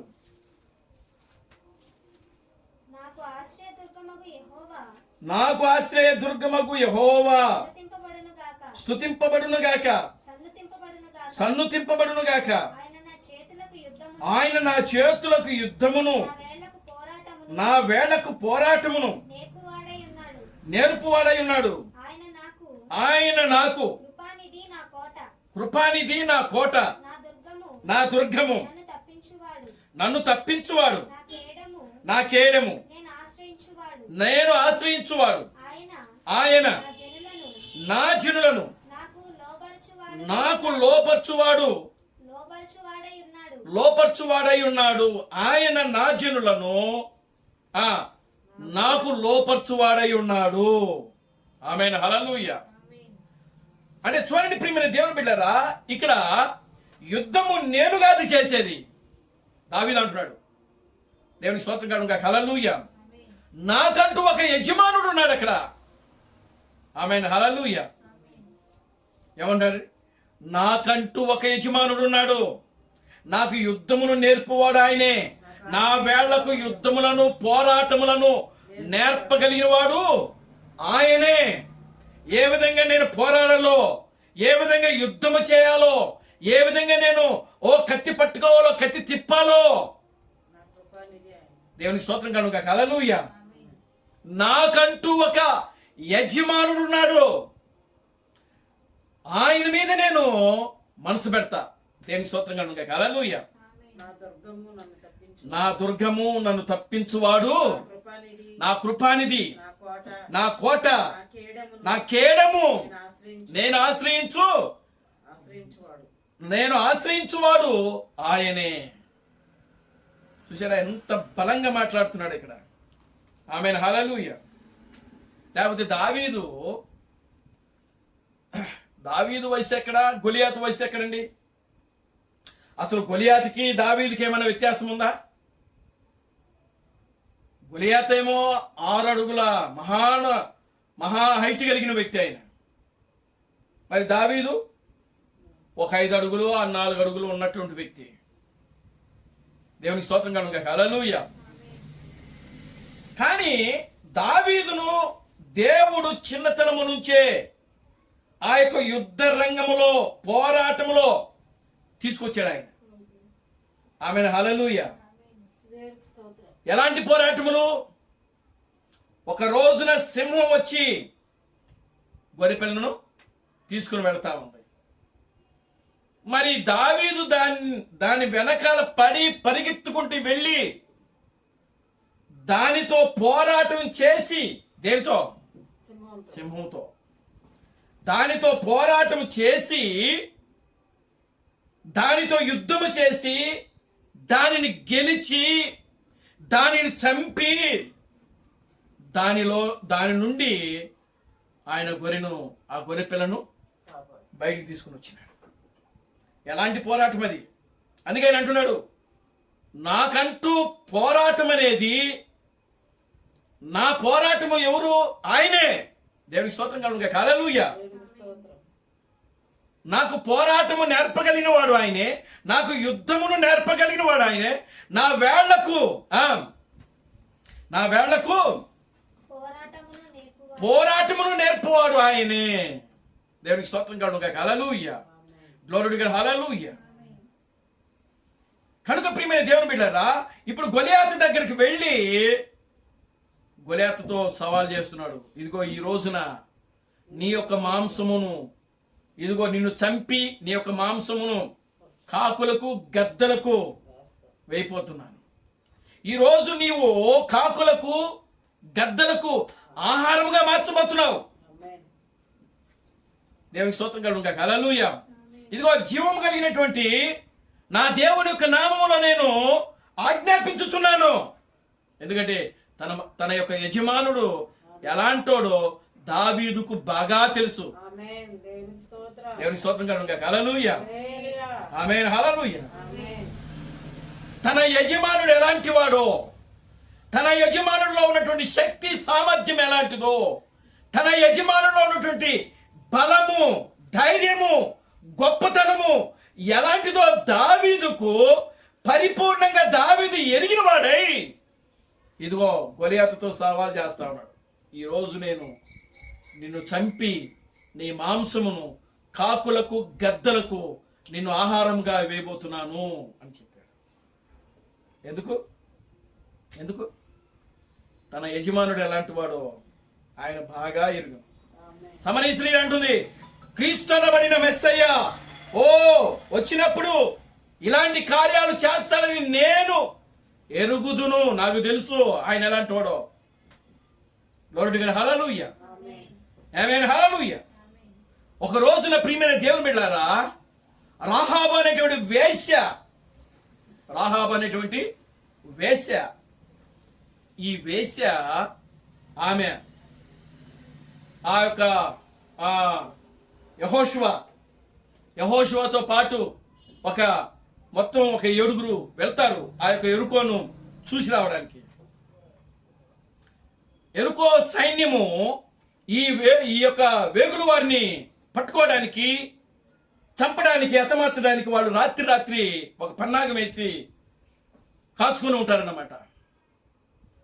అప్పుడు ఆ రాత్రి సమయంలో యెహోషువ తన యొక్క పనివారితో ఆ యొక్క యెరికోను వేగులు చూడటానికి వెళ్ళినప్పుడు ఆ సైన్యము వీరిని వెంటాడుతుంది. ఏ సైన్యము? యెరికో సైన్యము ఈ వేగుల వారిని తరుముతూ వెంటబడినప్పుడు ఈ రాహాబు అనే వేశ్య వాళ్ళని ఏం చేస్తుందంటే ఆ రాత్రి వాళ్ళ చేతుల నుండి వాళ్ళని తప్పిస్తుంది. దేవునికి స్తోత్రం కలుగును గాక. హల్లెలూయా. ఆ తప్పించినప్పుడు అప్పుడు వాళ్ళని వేడుకుందామే, ఏమని? అయ్యా, నీ దేవుడు ఎలాంటి వాడో నేను ఎరుగుతును. దేవునికి స్తోత్రం కలుగును గాక. హల్లెలూయా. ఇదిగో ఐగుప్తులో నుండి కాలి బలము చేత ఆయన మిమ్మల్ని బయటికి తీసుకొచ్చాడని నేను విన్నాను, నేను ఎరుగుదును. ఎర్ర సముద్రమును చీల్చి 6 నేల మీద మిమ్మల్ని నడిపించాడంట, నేను విన్నాను. దేవునికి స్తోత్రం కలుగును గాక. హల్లెలూయా, ఆమేన్ హల్లెలూయా. 6 నేల మీద మిమ్మల్ని నడిపించాడు, నేను విన్నాను. అదే ఎర్ర సముద్రములో ఫరో యొక్క సైన్యాన్ని, శత్రు సైన్యాన్ని అదే ఎర్ర సముద్రంలో ముంచి చంపాడు నీ దేవుడు, నేను విన్నాను. కనుక ఇదిగో రేపు ఈ యెరికోను నాశనం చేసేటప్పుడు మా చిన్న కుటుంబాన్ని జ్ఞాపకం చేసుకోమని యెహోషువను వేడుకుంది రాహాబు వేశ్య. దేవునికి స్తోత్రం కలుగును గాక. హల్లెలూయా. అప్పుడు ఆ రాహాబు వేశ్యకు యెహోషువ వాళ్ళ ఇంటి ఆ యొక్క కిటికీకి ఎర్రని దారం కడతాడు ఆయన. దేవునికి స్తోత్రం కలుగును గాక. హల్లెలూయా. అప్పుడు ఆ యొక్క సైన్యము, ఇశ్రాయేలు యొక్క సైన్యము యెరికోను చుట్టుముట్టినప్పుడు, యెరికోను మొత్తం వాళ్ళు ధ్వంసం చేస్తున్నప్పుడు ఆ యెరికోలో ఒకే ఒక కుటుంబం రక్షించబడింది. ఆ కుటుంబం ఎవరనంటే రాహాబు అనేటువంటి వేశ్య యొక్క కుటుంబం. దేవునికి స్తోత్రం కలుగును గాక. హల్లెలూయా. ఎందుకో తెలుసా? ఆ రాహాబు అనే వేశ్య తన యొక్క యజమానుని యొక్క గుణ లక్షణాలు ఎలాంటివో ఆమె తెలుసుకుంది. యెహోషువకు చెప్తుంది ఆమె, అయ్యా నీ దేవుడు ఎలాంటి వాడో నాకు తెలుసు అయ్యా, నీ దేవుని యొక్క గొప్ప శక్తి సామర్థ్యాలు ఏమిటో నాకు తెలుసు, ఆయన గొప్పతనం ఏంటో నాకు తెలుసు, ఆయన కార్యములు ఎలాంటివో నాకు తెలుసు. దేవునికి స్తోత్రం కలుగును గాక. హల్లెలూయా. ఆ దొంగ కదా ఆ సిలువలో మొరపెట్టుకుంటాడు, నీవు నీ రాజ్యంతో వచ్చినప్పుడు నన్ను నీవు జ్ఞాపకం చేసుకొని అన్నట్టుగా ఈ రాహాబు వేశ్య ఎవరికి మొరపెట్టుకుంటుందో తెలుసా? ఎవరికి మొరపెట్టుకుంది? యెహోషువతో మొరపెట్టుకుంది. యెహోషువ అనగా అర్థమేంటి? యెహోవాయే రక్షకుడు అని అర్థం. దేవునికి స్తోత్రం కలుగును గాక. హల్లెలూయా. ఆ రోజు ఆ రాత్రి చూడండి, ఆ యొక్క రాహాబు వేశ్య యొక్క కుటుంబము ప్రియులారా యెహోషువ చేతిలో పడకుండగా యెహోషువ ఆ యొక్క కుటుంబాన్ని ఏం చేసినాడంటే రక్షించాడు. దేవునికి స్తోత్రం కలుగును గాక. హల్లెలూయా. ఆ యొక్క కుటుంబం రక్షించబడడానికి కారణము ఏంటో తెలుసా? రాహాబు అనేటువంటి వేశ్య తన యొక్క యజమానుని యొక్క గుణ లక్షణములను తెలుసుకోవటమే. Amen hallelujah. Glory to God. Hallelujah. ఆమె దృష్టి అంతా కూడా ఎవరి మీద ఉందో తెలుసా? ఆ రాహాబు అనేటువంటి వేశ్య యొక్క దృష్టి, ఆమె మనస్సు, ఆమె ఆలోచన అంతా కూడా ఎవరి మీద ఉంది అని అంటే జీవం కలిగినటువంటి దేవుని వైపు మీదే ఉంది. ఆమెను హల్లెలూయా.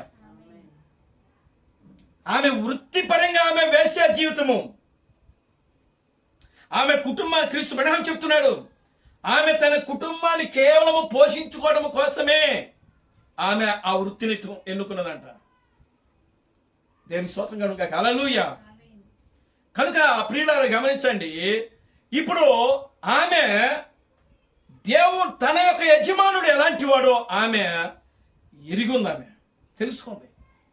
దేవుని స్తోత్రం కనుక హల్లెలూయా. ఆమేన్ హల్లెలూయా. అందుకనే పేతురు అంటున్నాడు, ప్రభు దయాళుడని మీరు రుచి చూచి తెలుసుకొనుడి. నిజమే ప్రియమైన దేవుని బిడ్డ, నీ దేవుడి గురించి నువ్వు తెలుసుకొని ఉండాలి పూర్తిగా. ఆయనలో ఉన్న శక్తి సామర్థ్యం ఎలాంటిదో నువ్వు తెలుసుకొని ఉండాలి. ఆయనలో ఉన్న గొప్పతనం ఏంటో నువ్వు తెలుసుకొని ఉండాలి. నువ్వు తెలుసుకోవడమే కాదు కానీ అది తెలుసుకున్న నీవు ఇతరులకు కూడా చెప్పాలి. అది దేవుని స్తోత్రం కలుగుగాక. హల్లెలూయా. లోకములో నీతో సహవాసం చేస్తున్న వాళ్ళకి, నీతో సాంగత్యం చేస్తున్న వాళ్ళకి నీవు నీ దేవుని గురించి చెప్పి, నీ దేవుని యొక్క గొప్పతనం గురించి చెప్పి, నీ దేవుని యొక్క శక్తి సామర్థ్యాల గురించి చెప్పి, దేవునికి స్తోత్రం కలుగుగాక. హల్లెలూయా. ప్రియులారా గమనించండి, ఓ వారిని దేవుని వైపు మళ్లించాలా. దేవునికి స్తోత్రం కలుగుగాక. Hallelujah. Glory to God. Hallelujah. చూడండి ప్రియమైన దేవుని బిడ్డలారా, ఈ రాహాబు అనేటువంటి ఒక వేశ్య ఎవరో బాటసారుల ద్వారా విన్నది. ఆవిడ ఎవరో వీళ్ళు చెప్పింది కూడా కాదు, ఎవరో ప్రత్యేకంగా వీళ్ళు చెప్పలేదా. ఆ యొక్క రాహాబు వేశ్యకు ఒక బాటసారులు, ఐగుప్తు నుంచి ఎరుకోకు బాటసారులు ఉంటారు, వ్యాపార వ్యక్తులు, వ్యాపారాలు చేసుకునేవాడు. ఆ వ్యాపారాలు చేసుకునే వాళ్ళు ప్రియులారా, వాళ్ళు మాట్లాడుకుంటుంటే విన్నదామె. దేవునికి స్తోత్రం కలుగుగాక. హల్లెలూయా. ఈరోజు ఇజ్రాయేలు పక్షాన దేవుడు వారి పక్షాన నుండి భలే కార్యం చేశాడు. ఇదిగో ఐగుప్తులో ఈగలను రప్పించాడు. దేవునికి స్తోత్రం కలుగుగాక. హల్లెలూయా. నేలను రక్తంగా మార్చాడు. కప్పలు వచ్చినాయి ఇళ్లలోకి. ఇవన్నీ కూడా ఈ బాటసారులు చెప్పుకుంటా ఉంటే ఆ రాహాబు వేశ్య, ఆమె దగ్గరకు వచ్చే వాళ్ళు ఉంటారు కదా, వేశ్యలు, పురుష వేశ్యలు ఉంటారు కదా, వ్యభిచారం చేసే పురుషులు ఉంటారు, వాళ్ళు వెళ్ళి ఆమెతో చెప్పడం ప్రారంభించారు. దేవునికి స్తోత్రం కలుగుగాక. హల్లెలూయా. వాళ్ళ దగ్గర వినింది ఆమె. పురుష వ్యభిచారులు ఆమెతో విభజించడానికి వెళ్ళిన పురుషులతో ఆ మాటలు ఆమెతో చెప్పితే ఆమె విన్నది. వాళ్ళతో ఆమె వ్యభిచారం చేస్తున్నా ఆమె మనస్సు, ఆమె ధ్యాస, ఆమె ఆలోచనలు ఎక్కడున్నాయో తెలుసా? జీవం కలిగినటువంటి దేవుని మీదనే ఉండిపోయినాయి. అందుకే ఆమె రక్షించబడింది. దేవునికి స్తోత్రం కలుగుగాక. హల్లెలూయా. అందుకే ఆమె కుటుంబం రక్షించబడింది. దేవుడు అందుకే వాళ్ళని రక్షించాడు. దేవునికి స్తోత్రం కలుగుగాక. హల్లెలూయా. ఒకవేళ శరీర సంబంధంగా ఆమె తప్పు చేసిన దేవుడు ఆమె తప్పును క్షమించి ఆమెను రక్షణకు ఆమె పేరు గొర్రెపిల్ల యొక్క జీవ గ్రంథంలో రాయబడింది కనుకనే దేవుడు ఆమెను జ్ఞాపకం చేసుకున్నాడు. ఆయన దేవునికి స్తోత్రం కలుగుగాక. హల్లెలూయా. కనుక ప్రియమైన దేవుని బిడ్డలారా, నీ ధ్యాస, నీ దృష్టి, నీ తలంపులు, నీ ఆలోచనలు ఆ రాహాబు వేశ్య కదా ఏ విధంగా అయితే జీవము కలిగిన ఆ సృష్టికర్త మీద, తన యొక్క యజమానుడి మీద పెట్టిందో ప్రియులారా, నీవు నేను కూడా ఆ విధంగానే పెట్టాలి.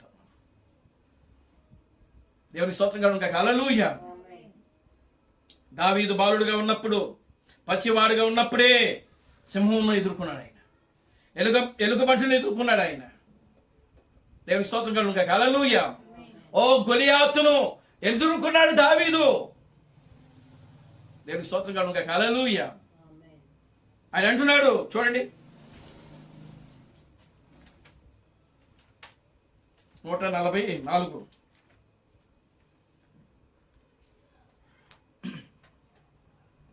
ఆయన నా జనులను నాకు లోపర్చువాడై ఉన్నాడు. దేవునికి స్తోత్రం కలుగుగా. హల్లెలూయా.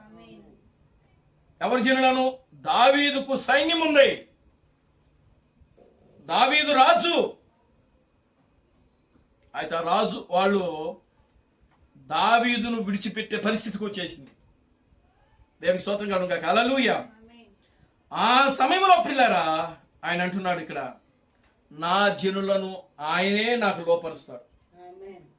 ఎందుకని? ఆయన ఎలాంటి వాడో ఆయనకు తెలుసు కాబట్టి.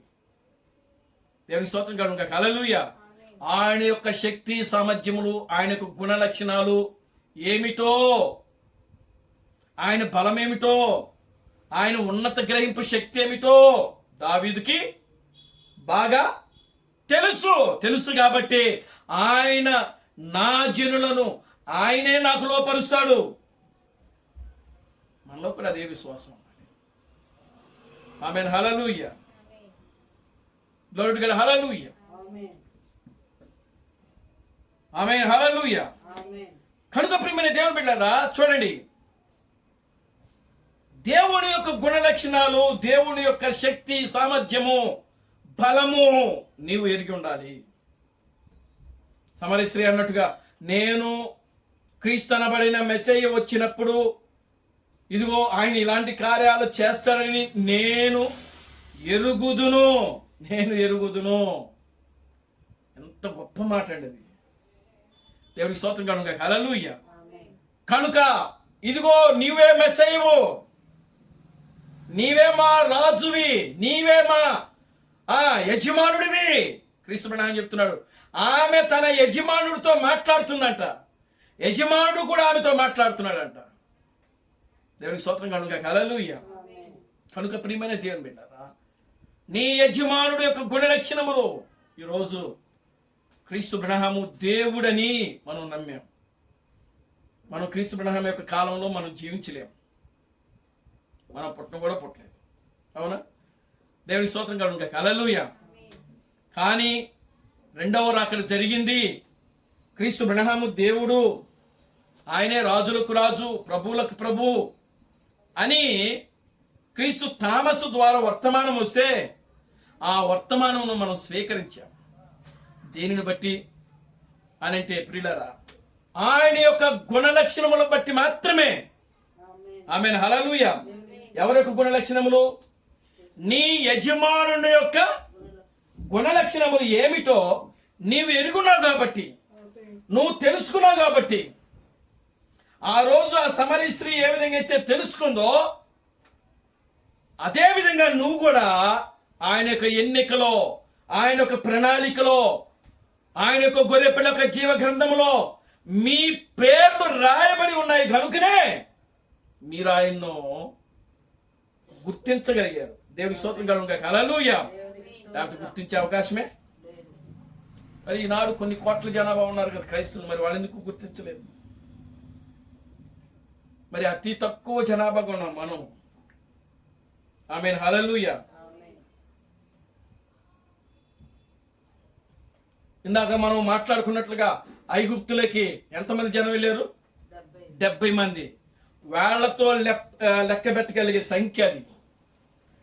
అతి స్వల్ప సంఖ్య, ఎన్నిక లేనటువంటి సంఖ్య. మరి ఈ రోజున ప్రియులారా అదే ఎన్నిక లేనటువంటి సంఖ్య ఈరోజు ప్రియులారా ఇదిగో క్రీస్తు యొక్క రెండవ రాకడలో నిలబడింది. Amen. Amen. Hallelujah. Glory to God. Hallelujah. కనుక ఈ సమయంలో ప్రియులారా నీ యజమానుడు ఏమై ఉన్నాడో, నీ యజమానుడి యొక్క గుణలక్షణములు, నీ యజమానుడి యొక్క శక్తి సామర్థ్యములు, నీ యజమానుడి యొక్క బలము నీవు పూర్తిగా ఎరిగిన వాడివై, పూర్తిగా ఎరిగిన దానివై నువ్వేం చేయాలంటే పూర్తిగా నీ యజమానుడి మీదే నువ్వు దృష్టి పెట్టాలి. ఆమేన్. ఏం జరిగినా సరే. దేవునికి స్తోత్రం కలుగుగా. హల్లెలూయా. ఆమేన్. ఏమైనా జరిగినాయి ప్రభువా, నీవే నా ఆధారము. చూడండి దావీదు ఉన్నాడు అక్కడ. ఆయన నా కృపానిధి, ఆయన నా కృపానిధి, నా కోట, నా కోట, నా దుర్గము, నా దుర్గము, నన్ను తప్పించువాడు, నన్ను తప్పించువాడు, నా కేడము, నా కేడము, నేను ఆశ్రయించువాడు, నేను ఆశ్రయించువాడు. ఆయన నా జనులను నాకు లోపరచువాడై ఉన్నాడు. దేవునికి స్తోత్రం కలుగుగా. Hallelujah, amen. ఆమేన్, హల్లెలూయా. కనుక ప్రియమైన దేవుని బిడ్డలారా, ఆయన నా కృపానిధి, నా కోట, నా దుర్గము, నన్ను తప్పించువాడు, నా కేడము, నా ఆశ్రయించువాడు, నేను ఆశ్రయించువాడు. నా ఆశ్రయపురము ఆయనే. ఆమేన్. ఆమేన్, హల్లెలూయా. నా ఆశ్రయపురము ఆయనే. కనుక ప్రియమైన దేవుని బిడ్డలారా, చూడండి, దేవుడు ఆయన మనలను పూర్తిగా తన మీదనే ఆధారపడాలని దేవుడు కోరుకుంటున్నాడు. ఆమేన్. ఈ లోకములో భార్య పూర్తిగా భర్త మీద ఆధారపడేలాగా ఏ విధంగా అయితే జీవిస్తూ ఉంటుందో ప్రియులారా, అదే విధంగా ఆధ్యాత్మిక విషయంలో, ఆధ్యాత్మిక కార్యాలలో పూర్తిగా నీవు దేవుని మీద ఆధారపడాలి. ఆమేన్, హల్లెలూయా. ఈరోజు దైవిక స్వస్థత గురించి ప్రియమైన దేవుని బిడ్డలారా, నువ్వు పూర్తిగా ఎరిగిన వాడై దేవుని మీద ఆధారపడాలి. దేవుడు చెప్తున్నాడు, నీ యజమానుడు ఏమంటున్నాడంటే, నిన్ను స్వస్థపరచు, వినహము నేనే, ఏమంటున్నాడు ఆయన, నిన్ను స్వస్థపరచు యెహోవా బ్రహ్మమును నేనే, యెహోవాను నేనే. గ్లోరీ టు గాడ్, హల్లెలూయా. నీ యజమానుడు అంటున్నాడు. మరి ఆయన స్వస్థపరుస్తాడని చెప్పినప్పుడు ప్రియులారా, ఇదిగో మనం మరలా వేరేని ఆశ్రయించడం మంచిదా? దేవునికి స్తోత్రం కలుగుగాక. Hallelujah, glory to God, hallelujah. ఆమేన్. ఇంకా బలమైన మాట చెప్తున్నాడు ఆయన, నీ విశ్వాసమే నిన్ను స్వస్థపరచును. గ్లోరీ టు గాడ్, హల్లెలూయా. ఆయన స్వస్థపరచడం కాదంట. ఇప్పుడు ఏమంటున్నాడు ఆయన, నీ విశ్వాసమే, నీలో ఉన్న విశ్వాసమే ఆమేన్. నిన్నేం చేస్తుంది? స్వస్థపరుస్తాడు. దేవుడికి స్తోత్రం కలుగుగాక. హల్లెలూయా. ఎందుకంటే నీ యజమానుడు పరిపూర్ణమైన విశ్వాసం కలిగిన వాడు. యజమానుడు పరిపూర్ణమైన విశ్వాసం కలిగిన వాడు. ఆయనలో ఏమాత్రం అవిశ్వాసం లేదు, ఆయనలో ఏమాత్రము చీకటి లేదు, ఆమేన్. ఆయనలో ఏమాత్రము ప్రియులారా, దేవునికి స్తోత్రం కలుగుగాక. హల్లెలూయా ఆమేన్. అని అంటున్నాడు కదా. ఇదిగో మీరు విశ్వసించి మీ ఎదుటనున్న ఈ కొండ సముద్రంలో పడునుగా కానీ మీరు పలికినప్పుడు మీ హృదయంలో ఏ విధమైనటువంటి సందేహింపకుండగా, ఆమేన్. మీ హృదయంలో ఎటువంటి సందేహం అనేది ఉండకుండగా మీరు పలికినప్పుడు ఆ యొక్క మీ ఎదురుగా ఉన్నటువంటి ఆ కొండ వెళ్ళి సముద్రంలో పడవేయబడుతుంది. నిజంగా అక్కడ కొండ అంటే నిజమైన కొండ కాదు, దాని గురించి చెప్పలేదు ఆయన. విశ్వాసం. నేను స్తోత్రం కలుగుగాక. హల్లెలూయా. నీలో ఉన్న ప్రతి సమస్య అది నువ్వు ఎలా చూస్తున్నావంటే ఒక కొండలాగా చూస్తున్నావు. అది నీ కంటికి ఎలా కనబడుతుంది? కొండలా కనబడు. పెద్ద కొండ ఒక పర్వతంలాగా కనబడుతుంది. దాన్ని చూసి మనం ఏమైపోతున్నాం? భయపడబడుతున్నాం, కలవరపడుతున్నాం, దిగులు పడుతున్నాం, చింతపడుతున్నాం. ఏమైపోతామని. కానీ దేవుడు అంటున్నాడు, నీలో ఏమాత్రం కూడా అవిశ్వాసపడకుండగా, నువ్వు సందేహపడకుండగా, ఇదిగో ఈ కొండను సముద్రంలో పడునుగా కానీ నువ్వు పలికినప్పుడు అది వెళ్ళి ఆ యొక్క సముద్రంలో పడుతుందని దేవుడు ఇక్కడ ఆజ్ఞాపిస్తాడు. ఆమేన్. దేవుడి స్తోత్రం కలుగుగాక. హల్లెలూయా. హల్లెలూయా. Amen, hallelujah. ఆమేన్. ప్రియులారా, నీ యొక్క ధ్యాస, నీ ఆలోచన, నీ తలంపులు, నీ ఉద్దేశాలు కేవలము నీ భర్త మీదనే, నీ యజమానుడి మీదనే నీవు ఆధారపడి ఉండాలి. ఆమేన్. ఆ రక్తస్రావం గల స్త్రీ ఎటువంటిది? ఆమె రక్తస్రావం గల స్త్రీ ఎలాంటిది? 12 సంవత్సరములు వైద్యుల చుట్టూ తిరిగి కలిసిపోయి అలిసిపోయింది. ఇక నా రోగానికి ట్రీట్మెంటే లేదనుకుంది. నన్ను స్వస్థపరిచే వైద్యుడే లేదనుకున్నది ఆమె. దేవుడి స్తోత్రం కలుగునుగా. హల్లెలూయా. అటువంటి సమయంలో ఆ యొక్క యజమానుడు, ఆమె యొక్క యజమానుడు ఆ దారిలో వెళుతూ ఉంటే ఆయన యందు విశ్వాసం వచ్చిందంట. దేవునికి స్తోత్రం కలుగునుగా. హల్లెలూయా. స్తోత్రం. ఆమె అనుకుంటుందంటరా, ఓ ఆయన పై వస్త్రము ఆ చెంగును ముట్టుకున్నా చాలు అనుకుంటున్నాడు. కానీ క్రీస్తు ప్రణాళిక చెప్తున్నాడు, నిజంగా ఆ పై వస్త్రం కాదంట ముట్టుకుంది, ఈ వస్త్రం కాదంట, ఆ అంగీని కాదంట. దేవునికి స్తోత్రం కలుగునుగా. హల్లెలూయా. లోపల ఉంది ఒక అంగి. దేవునికి స్తోత్రం కలుగునుగా. హల్లెలూయా. చూడండి, లోపల ఉన్నటువంటి అంతరాత్మ క్రీస్తు యొక్క శక్తి సామర్థ్యము ఎక్కడైతే ఉందో దాన్ని పట్టుకుందంట. దేవునికి స్తోత్రం కలుగునుగా. హల్లెలూయా. దానిని వెళ్ళి ముట్టుకుందంట ఆమె. దేవునికి స్తోత్రం కలుగునుగా. హల్లెలూయా. అంటే ఆయన మనసును పట్టుకుంది ఆమె. ఎవరిని పట్టుకుందండి? తన యొక్క యజమానుడి యొక్క మనసు ఏమిటో ఆమె ఎరిగి పట్టుకుంది, ఆయన మనసును పట్టుకుంది. ఇంకా మనసు అక్కడి నుంచి యేసుప్రభు ఏమంటున్నాడు అక్కడ, ఎవరో నన్ను తాకారు, ఎవరో నన్ను తాకారు. చూడండి, ఆయన కూడా ఇంకొక మాట అంటున్నాడు, నాలో నుంచి ప్రభావం. ఇప్పుడు వస్త్రాన్ని ముట్టుకుంటే ప్రభావం ఎట్టబోద్ది? దేనికి స్తోత్రం కలుగునుగా. హల్లెలూయా. ఇప్పుడు పై వస్త్రం ముట్టుకుంటే ఆయన ప్రభావం పోయిద్దా? కానీ పట్టుకున్న పై వస్త్రం కాదు, అక్కడ ఆయనలో ఉన్న శక్తి సామర్థ్యము బలము ఏదైతే ఉన్నదో దాన్ని పట్టుకుంది. దేవునికి స్తోత్రం కలుగునుగా. హల్లెలూయా. ఆ శక్తి సామర్థ్యము ఎవరిలోకి వెళ్ళింది అంటే రక్తస్రావం గల స్త్రీలోకి వెళ్ళింది. అందుకే ఆయన అంటున్నాడు, నాలో నుంచి ప్రభావం వెళ్ళిపోయింది. ఏమంటున్నాడు యేసు ప్రభు? ఏసేమంటున్నాడు? నాలో నుంచి ప్రభావం వెళ్ళిపోయింది. ఎక్కడికి వెళ్ళింది? ఎక్కడికి వెళ్ళింది? రక్తస్రావం గల స్త్రీలోకి వెళ్ళింది. పేతురు అంటున్నాడు, అదేంటయ్యా, ఎంతమంది నీ మీద పడుతున్నారు, నిన్ను తాకుతున్నారు, నిన్ను ముట్టుకుంటున్నారు, మళ్ళా ప్రత్యేకించి నన్ను ఎవరో ముట్టుకున్నారు, నన్ను ఎవరో తాకారు, నాలో నుంచి ప్రభావం వెళ్ళిపోయింది అంటున్నావే. దేవునికి స్తోత్రం కలుగునుగా. హల్లెలూయా. లేదు పేతురు, నన్ను ఎవరో ముట్టుకున్నారు, నన్ను ఎవరో తాకారు, నాలో ఉన్న బలం వెళ్ళిపోయింది, ప్రభావం వెళ్ళిపోయింది పేతురు, నీకు తెలియదు పేతురు అని అంటున్నాడు ఆయన. దేవుని స్తోత్రం కలుగునుగా. హల్లెలూయా. ఆమె భయపడి అప్పుడు లేచి, ప్రభువా, నిన్ను తాకిన వ్యక్తిని, నిన్ను ముట్టిన వ్యక్తిని నేనే. అందరూ పైన పట్టుకున్నారు యేసును, పేతురు పైన తాకాడు. అక్కడున్న జనము, సైన్యము, ప్రజలు అందరూ కూడా పైపైనే యేసును తాకారు, ముట్టుకున్నారు. కానీ ఆయనలో ఉన్నటువంటి అంతరాత్మను పట్టుకుంది మాత్రము ఒక రక్తస్రావం గల స్త్రీ మాత్రమే అని క్రీస్తుబడి అని చెప్తారు. దేవునామానికి మహిమ కలుగునుగా. హల్లెలూయా. కనుక ప్రియమైన దేవుని బిడ్డలారా, నీవు నేను కూడా పట్టుకోవాల్సింది అంతరాత్మ, ఆయన్నే పట్టుకోవాలి.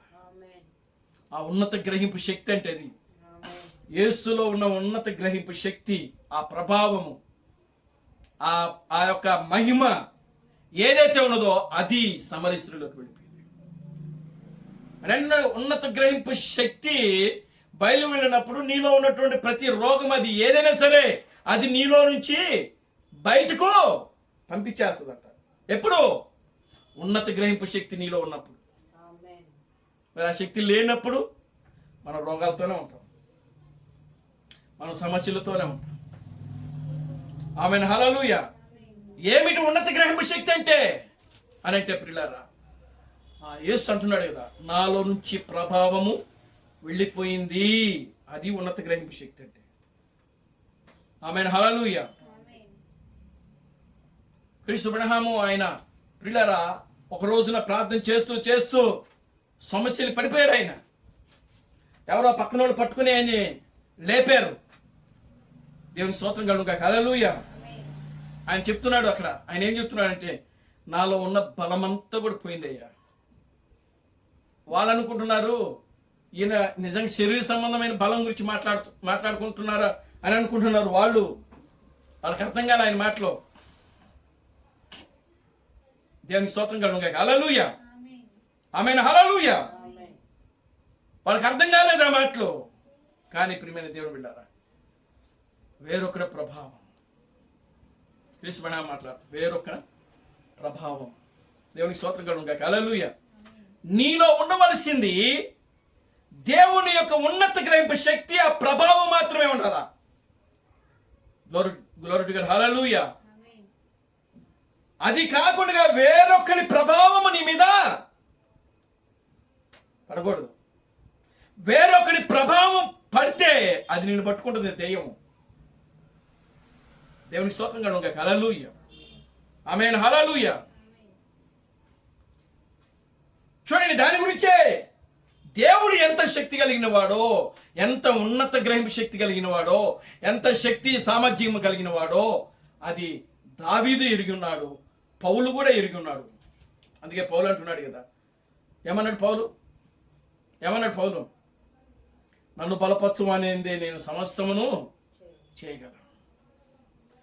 నేను ఎప్పుడు బలహీనుడనో అప్పుడే బలవంతుడను అని చెప్పాడు ఆయన. ఎందుకు అంటే ఆయన ఎవరైతే కలిగి ఉన్నాడో, ఆయన యజమానుడు ఏమైతే ఉన్నాడో ఆయన గురించి పౌలు బాగా ఎరిగి ఉన్నాడు. ఆమేన్, హల్లెలూయా. కనుకనే ఆయన అంటున్నాడు, ఇదిగో ప్రియమైన దేవుని బిడ్డలారా,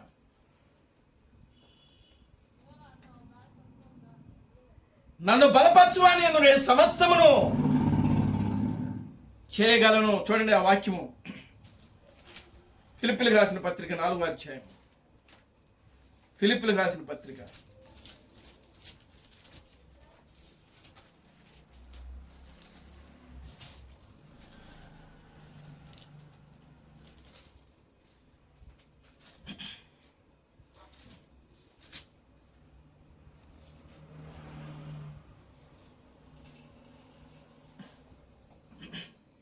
13వ వచనం.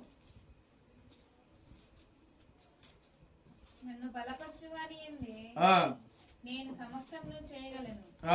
అయినను నా శ్రమలో మీరు పాలు పంచుకున్నది మంచి పని. ఫిలిప్పీయులారా, సువార్తను నేను బోధింపనారంభించి మాసిదోనియాలో నుండి వచ్చినప్పుడు ఇచ్చు విషయములలోను పుచ్చుకొను విషయములలోను మీరు తప్ప మరి ఏ సంఘపు వారును నాతో పాలివారు కాలేదని మీకే తెలియను. దేవుని స్తోత్రం కలుగుగాక. హల్లెలూయా, ఆమేన్, హల్లెలూయా. నన్ను బలపరచు వాని యందు నేను సమస్తమును చేయగలను. దేవుని స్తోత్రం కలుగుగాక. హల్లెలూయా.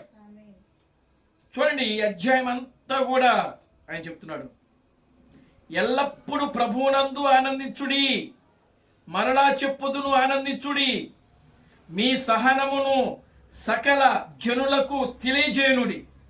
ప్రభు సమీపముగా ఉన్నాడు. దేనిని గురించి చింతపడకుడి గాని ప్రతి విషయములోను ప్రార్థన విజ్ఞాపనల చేత కృతజ్ఞతాపూర్వకముగా మీ విజ్ఞాపనములను దేవునికి తెలియజేయుడి. అప్పుడు సమస్త జ్ఞానమునకు మించిన దేవుని సమాధానము యేసుక్రీస్తు వలన మీ హృదయములకు మీ తలంపులకు కావలి ఉండును. దేవునికి స్తోత్రం కలుగుగాక. హల్లెలూయా. కనుక ప్రియమైన దేవుని బిడ్డలారా, చూడండి, ప్రతి విషయంలో కూడా అంటే అటు ఆధ్యాత్మికంగాను శారీరకంగాను ప్రియులారా, సమస్త విషయంలో కూడా ప్రియులారా, పౌలు దేవుని మీదనే కేవలము ఆధారపడినట్లుగా మనం ఇక్కడ చూడగలుగుతాం. ఆమేన్, హల్లెలూయా. పౌలు అంటాడు, ఇగో ఆయన ఏమంటున్నాడంటే, నన్ను బలపరచుమనిందు నేను సమస్తమును. చూడండి 10వ వచనం నుంచి, నన్ను గురించి మీరిన్నాళ్లకు మరలా యోచన చేయు సాగితిరని ప్రభువునందు మిక్కిలి సంతోషించి తిని ఆ విషయములో ఆ విషయములలో మీరు మీరు యోచన చేసి ఉంటిరి గాని తగిన సమయము తగిన సమయం దొరకకపోయేను. నాకు కొదువ కలిగినందున నేను ఇలాగ చెప్పుటలేదు. నేను ఏ స్థితిలో ఉన్నను ఆ స్థితిలో సంతృప్తి కలిగి ఉండ నేర్చుకుని ఉన్నాను. దీని స్థితిలో ఉండ నెరుగుదును, సంపన్న స్థితిలో ఉండ ఎరుగుదును. ప్రతి విషయములోను అన్ని కార్యములలోను కడుపు నిండి ఉండుటకును, ఆకలి కలిగి ఉండుటకును, సమృద్ధి కలిగి ఉండుటకును, లేమిలో ఉండుటకును. అంటే ఈ వాక్యం దేని గురించి మాట్లాడుతున్నాడంటే తన యొక్క స్థితిని గురించి మాట్లాడుతున్నాడు ఆయన. ఆమేన్, హల్లెలూయా. అంటే నేను ఎటువంటి స్థితిలో ఉన్నానో నాకు తెలుసు. నాకు సంపన్న స్థితి అంటే ఏంటో తెలుసు. నిజమే అది. ఎందుకో తెలుసా? పౌలు గొప్ప ధనవంతుడు ఆయన. వాళ్ళ తల్లిదండ్రులు మంచి ఆస్తి పరులు. దేవుని స్తోత్రం కలుగునుగా. హల్లెలూయా. ఒకే ఒక కొడుకు పౌలు వాళ్ళకి, వాళ్ళ తల్లిదండ్రులకి. మరి అంత డబ్బు అంత స్థితి అంటే ఎలా ఉంటాడు? ఏమండి? దేవుని స్తోత్రం కలుగునుగా. హల్లెలూయా. ఎలా ఉండుంటాడు తల్లిదండ్రుల దగ్గర? ఆ ఉన్నతమైనటువంటి స్థితులు, గతులు, ఆ సంపన్న స్థితి. అందుకని అంటున్నాడు సంపన్న స్థితి అంటే ఏంటో నాకు తెలుసు. ఆమేన్, హల్లెలూయా. గ్లోరీ టు గాడ్, హల్లెలూయా. నేను ఏ స్థితిలో ఉన్నానో ఆ స్థితిలో సంతృప్తిగా ఉండగా కలిగి ఉండ నేర్చుకుని ఉన్నాను. అంటే సంపన్న స్థితిలో ఏ విధంగా ఉండాలో నేను ఎరుగుదును, దీన స్థితిలో ఏ విధంగా ఉండాలో నాకు తెలుసు. ఒకవేళ ఆకలి దప్పులు ఉన్నాయా అప్పుడు ఎలా ఉండాలో కూడా నాకు తెలుసు. దేవుని స్తోత్రం కలుగునుగాక. హల్లెలూయా. కడుపు నిండి కలిగి ఉండుటకును, సమృద్ధిగా కలిగి ఉండుటకును, లేమిలో ఉండుటకును నేను నేర్చుకుని ఉన్నాను. దేవుని స్తోత్రం కలుగునుగాక. హల్లెలూయా. నేను ఏ స్థితిలో ఉన్నా సరే నన్ను బలపరచువానేందు నేను సమస్తమును చేయగలను. దేవుని స్తోత్రం కలుగునుగాక. హల్లెలూయా. ఒకవేళ నేను లేమి స్థితిలో ఉన్నానా ఆ సమయంలో దేవుడు నన్ను బలపరిచాడు అనుకోండి, నేనేమైనా చేయగలను. దేవుని స్తోత్రం కలుగునుగాక. హల్లెలూయా. ఇక్కడ కేవలం ఆర్థిక పరంగా పౌలు మాట్లాడుతున్నాడు. ఇక్కడ పైన ఆధ్యాత్మికంగా మాట్లాడుతున్నాడు. 3 భాగాలుగా ఉంది ఈ భాగం. 1వ వచనం నుంచి 3 వచనాలకు ఒక భాగం, 4, 5, 6, 7 ఒక భాగము, 8, 9, 10 ఒక భాగము, 10, 11, 12, 13 ఈ వచనాలన్నీ కూడా ఒక భాగాలుగా, 3 భాగాలుగా, 4 భాగాలుగా ఉంది. అందుకే పూర్తిగా ఈ ఫిలిప్పీ సంఘముతో ఆయన సుదీర్ఘంగా అన్ని విషయాలు చాలా విమర్శిస్తూ మాట్లాడుతున్నాడు. ఆయన విడమర్శించి విపులంగా వారితో మాట్లాడుతూ ఉన్నాడు. మీరే నన్ను అర్థం చేసుకున్నారు, ఏ సంఘం వాళ్ళు నన్ను అర్థం చేసుకోలేదు అని అంటున్నాడు అక్కడ. దేవుని స్తోత్రం కలుగునుగాక. హల్లెలూయా. కనుక ప్రియమైన దేవుని బిడ్డలారా, పౌలును దేవుడు నిజంగా ఆయన ఎలాంటి వాడో, ఆయన ఎంత శక్తివంతుడో, ఆయన ఎంత బలవంతుడో, ఆయన శక్తి సామర్థ్యములు ఏంటో పౌలుకు బాగా తెలుసు, ఎరిగిన వాడు కనుకనే ఆయన ఏ స్థితిలో ఉన్నా సరే దేవుడు నన్ను బలపరిచాడు అనుకోండి, నేను ఏ కార్యమునైనా కూడా చేయడానికి సమర్థత కలిగిన వాడిని. ఆమేన్, హల్లెలూయా. దేవుడు నన్ను బలపరచాలి, నా యజమానుడు నన్ను బలపరచాలి. నాకంటూ ఒక యజమానుడు ఉన్నాడు, నన్ను పిలిచినవాడు. దేవుని స్తోత్రం కలుగునుగాక. హల్లెలూయా. నన్ను పిలిచినాడు ఆయన. కనుక నా యజమానుడు, నా భర్త, ప్రియులారా, ఆయన ఉన్నాడు కనుక ఇదిగో ఆయనే సమస్తమును చేయగలరు. నేను ఆయనేందు చేయగలను, నేను ఆయనేందు మాత్రమే చేయగలను. దేవునికి స్తోత్రం కలుగునుగాక. హల్లెలూయా. కనుక ప్రియమైన దేవుని బిడ్డలారా, ఈరోజు మనమందరం కూడా పరిపూర్ణంగా, సంపూర్ణంగా నీ భర్త, నీ దేవుడు, నీ సృష్టికర్త ఏమై ఉన్నాడో పరిపూర్ణంగా మీరు ఎరిగిన వారే. ప్రియులారా, ఆయన మీద మీరు ఆధారపడినట్లు, ఆయన మీద మీరు ఆనుకుని ఆయన ద్వారానే మేలును అనుభవించినట్లు, ఆయన ద్వారానే కృపను అనుభవించినట్లు, ఆయన ద్వారానే కార్యం జరుగునట్లు సంపూర్ణంగా పరిపూర్ణంగా ప్రియులారా దేవుని కార్యాలు రుచి చూస్తూ మన ఆత్మీయ జీవితంలో ముందుకు సాగుదాం. దేవుడు తన పరిశుద్ధ వాక్యములను దీవించి ఆశీర్వదించునుగాక. ఆమేన్. ప్రార్థన చేసుకుందాం. దయచేసి అందరూ లేచి నిలబడండి, ప్రార్థన చేసుకుందాం.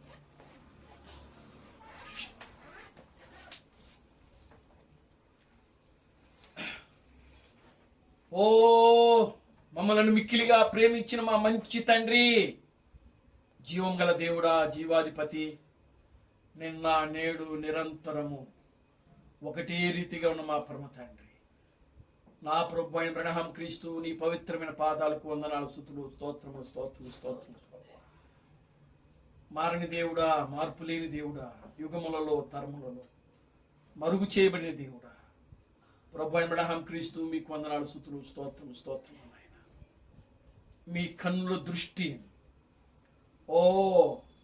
మీ యజమానుడు మీదే ఉండవలెను అనేటువంటి ఒక గొప్ప సందేశాన్ని ప్రభు నీ వాక్యము ద్వారా నాయన మీరు మాతో మాట్లాడారు. అందును బట్టి మీకు వందనాలు, స్తుతులు, స్తోత్రం, స్తోత్రం. నీ యజమానుడు ఎవరో, నీ యజమానుడు యొక్క స్థితి, శక్తి, సామర్థ్యం ఏమిటో, ఆయన ఎంత గొప్పవాడో ముందు నాయన మేము ఎరిగి తెలుసుకుని ప్రభువా ఆ యొక్క శక్తి సామర్థ్యముల పట్ల సంపూర్ణంగా మేము నాయన ఆయన మీద ఆనుకొని ఆయనలో జీవించినట్లు నీ కృపను దయచేయండి. దావీదు భక్తులు సెలవిచ్చినట్లుగా నాకు యుద్ధమును నా వేళ్లకును పోరాటమును నేర్పువాడు ఆయనే. పౌలు భక్తుడు అంటున్నాడు, నాయన నన్ను బలపరచు అని నేను సమస్తమును చేయగలనని నీ వాక్యంలో రాయబడింది ప్రభువా. నిశ్చయంగా అటువంటి ఒక గొప్ప స్థితిలోనికి నాయన ఈ దినమున నీ పెళ్లి కుమార్తెను మీరు తీసుకుని వచ్చారు ప్రభువా. మేము సంపూర్ణంగా నీ వాక్యం మీద ఆనుకొని నీలో జీవిస్తూ నీలో ముందడుగు వేస్తున్నాయన నీ కృపలో నాయన నీ కృపలో వర్ధిల్లునట్లు నీ కృపను దయచేయండి. కూడి వచ్చిన ప్రతి బిడ్డను దీవించి ఆశీర్వదించు. నీ సాయంకాలపు దీవులతో నింపండి. సమస్త ఘనత మహిమను మీరు తెచ్చుకోండి. జీవం కలిగిన నా ప్రభు అయిన క్రీస్తు బ్రహ్మను సర్వశక్తి కలిగిన నామములో ప్రార్థించి స్తుతించి వేడుకొనుచున్నాము. ఆమేన్. అందరూ రెండు చేతులు పైకెత్తి కోరస్ పడుకున్నాం. Christ Branham never fails. Christ Branham never fails. Christ Branham never fails in me. Hallelujah. Hallelujah. Christ Branham never fails in me. Is coming very soon. Is coming very soon. Is coming very soon in thee. Hallelujah, hallelujah. Is coming very soon in thee. ప్రాణమా ప్రభు నా ఆత్మ సమస్తమైన పరిశుద్ధనామం నా ప్రాణమా ప్రభు ప్రభు అయిన క్రీస్తు బ్రహ్మ చేసిన ఉపకారములను తెలియని ఆమేన్. రాజులకు రాజుగా ప్రభువులకు ప్రభుగా పెండ్లి కుమారుడుగా తెర మీద ప్రత్యక్షము కానున్న ప్రభు అయిన క్రీస్తు బ్రహ్మ యొక్క కృపా సమాధానము ఇక్కడ కూడిన ప్రతి బిడ్డకును ఈ ప్రపంచంలో సకల పరిశుద్ధులకును ఇప్పుడును సదాకాలము తోడైన నడిపించును గాక. ఆమేన్, ఆమేన్, ఆమేన్. అందరికీ వందనాలు. ప్రభు మిమ్మల్ని దీవించి ఆశీర్వదించును గాక. ఆమేన్.